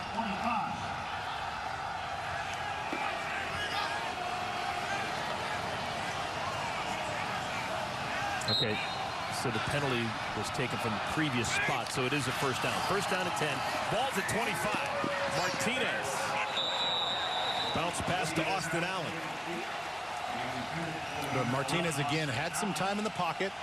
does a nice job of just feeling the pocket pressure and stepping up. He's just got to quiet those feet down a little bit. Really threw off platform there, and there's really no need to be so off balance with his footwork.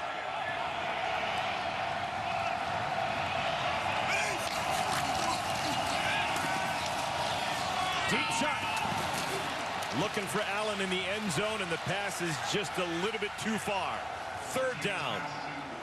Yeah, really good coverage there by Sori Marin. Down the middle of the field, we've seen Sori Marin lined up on the wide receiver at times, and this time he's lined up on the speedy, athletic tight end, and he does a great job of staying in between the receiver and the quarterback and providing a tough throw. Nebraska's got a good field goal kicker. With the wind at their back, you think they could be in field goal range here. It's 3rd down and 10. They keep it on the ground, and they're going to be short of the line to gain, and it depends on what you like. Do you kick a relatively long field goal, or do you go for it? Yeah, it looks like the offense is going to go off the field. They ran the ball right in the middle of the field, so they set it up perfectly for Culp to have this right in between the hashes. This should be an easy chip shot for a guy of his caliber. Brand new holder this week, Grant Detlefson. Holding for Connor Culp. 37 yards. Culp missed earlier today. And this time he hooks it through. There is a flag down on the field. If this is against Minnesota, then it becomes really interesting. Do you take points off the board if you're Nebraska? Offside. Defense. Oh. Number 25 was in the neutral zone. That 5-yard penalty results in a first down. Wow. So the points come off the board, and Nebraska is going to keep their offense on the field. That's Benjamin St. Just. He's missed a couple games because of the COVID situation. He's back playing this game. Haven't called his name a lot, but that's not the situation where you want to have your name called. And really, that's just an unforced error and a mental thing where you have to look inside to see if you're lined up in the neutral zone. All right, well now, if you're going to take the points off the board, you've got to score a touchdown. Otherwise, you're just burning up more time off the game clock. To the end zone they go. And maybe contact, but nothing whistled. Looking for Oliver Martin in the end zone. Are you comfortable with that decision to take the points off the board and keep your offense out there? Yeah, I am. I mean, you need a touchdown at some point in time. So we've got a player down here for Minnesota, so we'll take a look at, it's Coney Durr, the corner, on the field right now. But yes, I like it. Take it off the board, because if you don't know how the rest of this game is going to play out, you need a touchdown at some point in time anyway. So get the touchdown. It's the hardest of the two things to get, okay, probability-wise. And now you just have to be successful. That's to your point. Now you have to put the ball in the end zone. Bottom of your screen, looking for Coney Durr.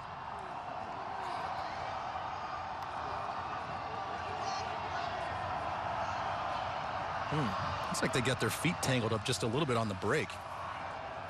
From that angle, it's really hard to tell what exactly he tweaked. He's been the most consistent corner all season long. Joe Rossi, defensive coordinator, telling us that he has had a magnificent senior season. Taking a look at that right leg. Seems to be okay-ish. Well, we'll see who Minnesota chooses to replace him with, and maybe that would be a spot in which Nebraska would like to attack. Well, I think right now we've seen a lot of missed passes to the wide receivers down the field for Nebraska. I think they found a little success early in the game using their tight ends here in the tight red zone. I still think because of their size advantage and how big they are and the range that they can catch the ball in, I think you have to start looking at some of the tight ends here to put this ball in the end zone. All right, ready to go again. After the incompletion in the end zone, 2nd down at 10.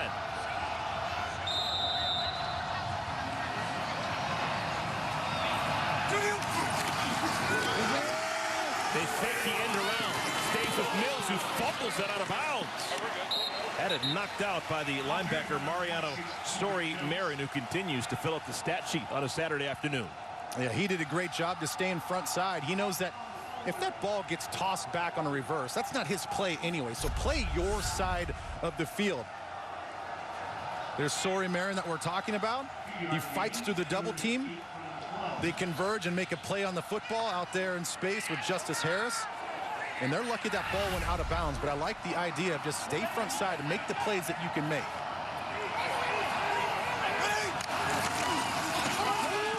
Quarterback run, Martinez. Touchdown, Nebraska!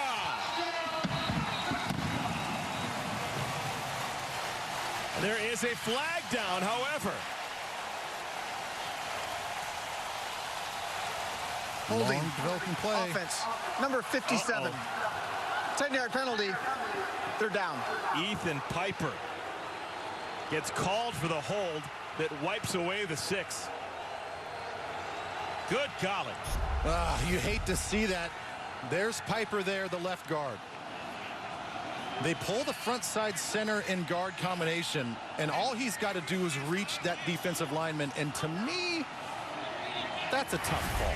That's a really tough call. I don't think that he pulled him to the ground. It looked like to me that the defender was going to the ground, and then he just finished the block on top. So unfortunate situation there for Ethan Piper, the redshirt freshman.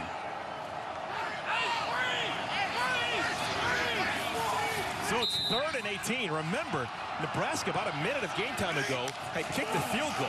They took the points off the board, and Martinez is going to be tackled.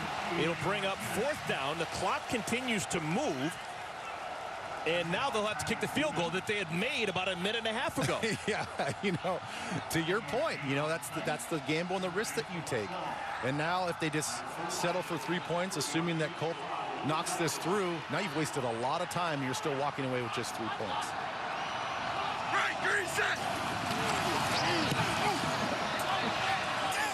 And that sneaks through. A 30-yarder for Culp. Mentally tough. Impressive. So we finally got back to that 1-point game. It's a 7-point distance between Minnesota and Nebraska.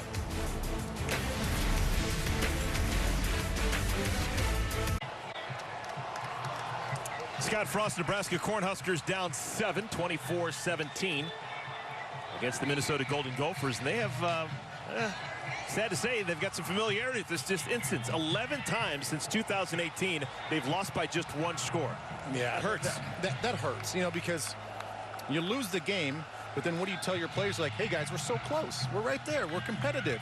And then you lose another one. And eventually it's like, okay, the losses are still losses no matter how we're losing. But at least that's a good indicator that, man, you're right there. Wait for me to develop the guys that I want to bring in. We're competitive already. We just need a little bit more to get over the top. Cornhuskers, a field goal a moment ago.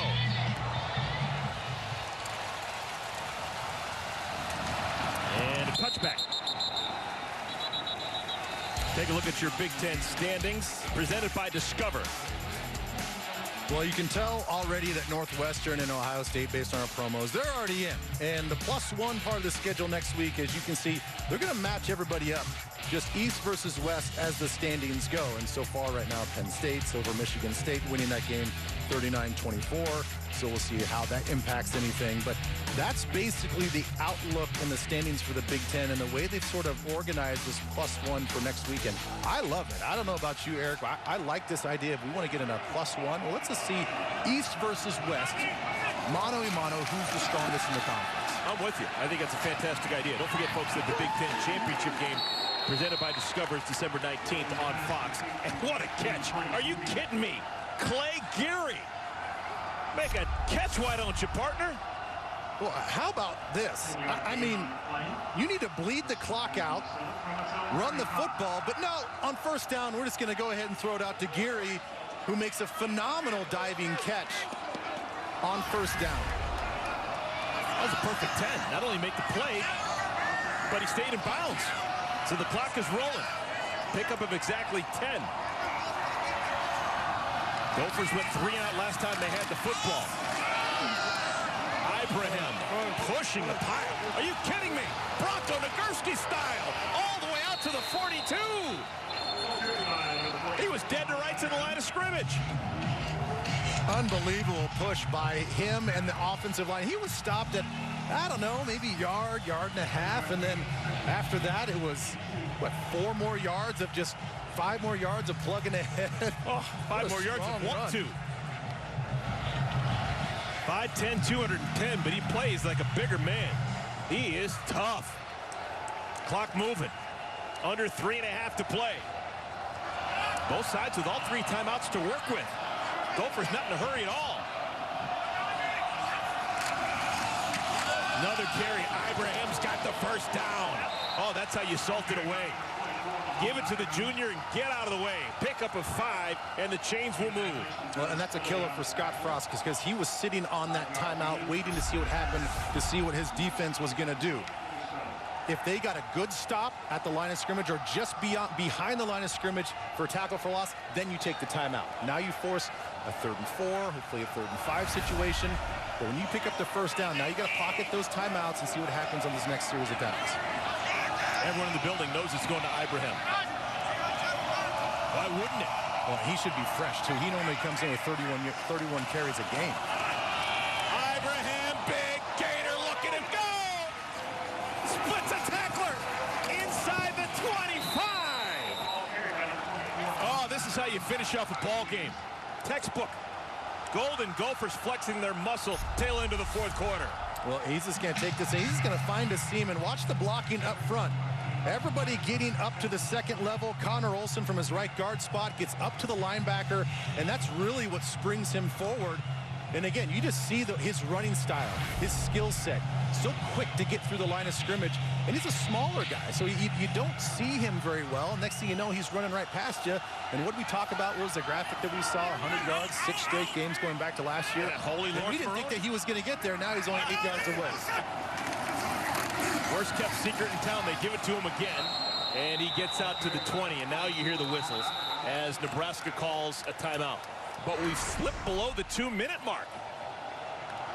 Yeah, Nebraska really needed to get their defense to stand up on this drive. I mean, that's open and obvious. And I think that first down call, brilliant call because it worked. You know, if that play doesn't work on that pass out to Geary, now you're starting to look at the situation a little bit differently. Like, what are you doing? You got to bleed this clock out. Why are you throwing the ball on first down? Well, it works. It was a great throw, a great catch, better effort on the catch. And now you put this defense in a little bit of conflict. Now they're like, uh-oh, well, they're going to throw the ball a little bit to win this game. And then here comes Ibrahim just doing what he does, and he runs down the field. 4 straight carries for Ibrahim. 94-yard day. Already a couple of touchdowns. Nebraska still with 2 timeouts. 2nd and 8.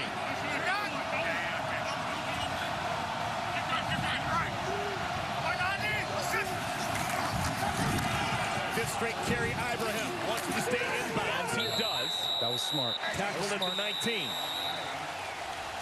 Ibrahim knows that obviously game situation. Don't run out of bounds. Don't try to pick up any extra yards and get out of bounds or be pushed out of bounds. So you saw him right when he felt some trouble, he throttled down a little bit. It's okay to take that tackle and get down to the ground and get that clock moving. How about a tip of the cap to the guys up front? That front wall, that offensive line, we got new faces in there. You got guys moving all over, left to right, just because of late in the season, COVID issues, contact tracing, what have you. Remember, they haven't played in 2 weeks, and they're opening up holes. This running game for Minnesota, even without their bell cow, Ibrahim, who hasn't played the entire game, they're closing in on 200 yards rushing as a club. Yeah, they did a great job up front. You know, the other interesting thing is they had 2 weeks to prepare for this game, essentially. You know, some of these games got canceled and they had to switch game plans, all this stuff. There's been no trickery. There's been nothing fancy, no double reverse passes, anything like that to work on in this extended break. They came out and they're doing what they normally do. They ran their offense. They simplified everything, and they have their players making more plays than Nebraska. Let's see if Minnesota dares to pass the football here. 3rd and 7. Nope, another carry. Ibrahim salting it away, and he goes down intentionally. A 100-yard day, and now Nebraska It's going to be out of timeouts. What a brilliant play by Ibrahim. Yeah, again, he's just so smart. It's the cutback. Again, they overload everybody on the right side of the formation. See all the big bodies on the right side? And they just push everybody to the right. And that cutback lane, that weak side cutback lane is really just a downhill run.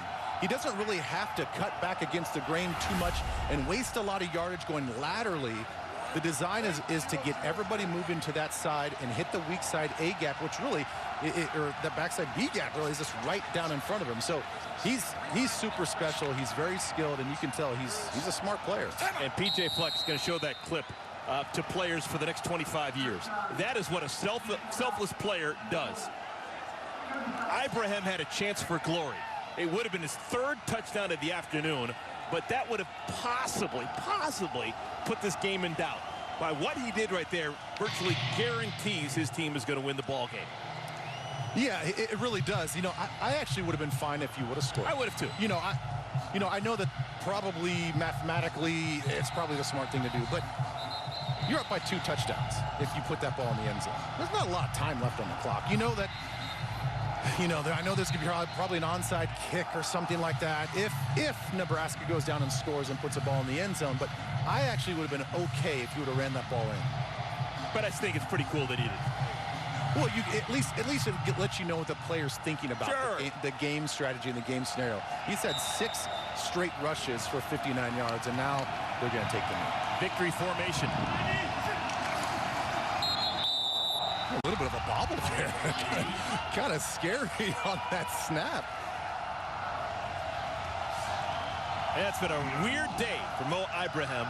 He got banged up on a touchdown run back in the first quarter, ran into a fence, never really figured out what happened to him, but he's been in and out of the lineup the entire afternoon.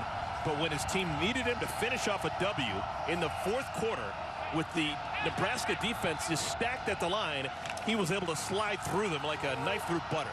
Yeah, the injury's interesting because when he slid, he hit feet first onto the fencing, but yet it was more of an upper body injury. And then we saw him later in the game sort of grab that left pec again. They're checking his shoulder strength on the sidelines. He was out for a major part of this game. We didn't think that he was going to get his 7th consecutive 100-yard game. And he comes in late in this game when Nebraska knows that they're going to run the football, and Big Mo just finds a way to pick up some chunk yardage and then keep his record, or his 7th straight 100 consecutive yards rushing alive. Credit to him. Credit to this offensive line. Holy cow, those guys played well. Even in the pass game, provided Tanner Morgan with a lot of protection. So P.J. Fleck and the Minnesota Golden Gophers, they've won 2 games in a row. You got to go way back to November 20th for the last win. They had 2 straight weeks off, and they come back out. They play with joy, they play with energy, they play with guts, and they play with brains. And they win a ball game in Lincoln, and they've now defeated the Cornhuskers in back-to-back seasons. Well, again, we talked a lot about Ibrahim, but this Gopher defense played exceptional as well. 2 takeaways, only 3 points in the second half. Sure hope you enjoyed it. From my partner Ben Lieber and our entire crew, I'm Eric Collins. We'll have more post-game coverage from Los Angeles after the break.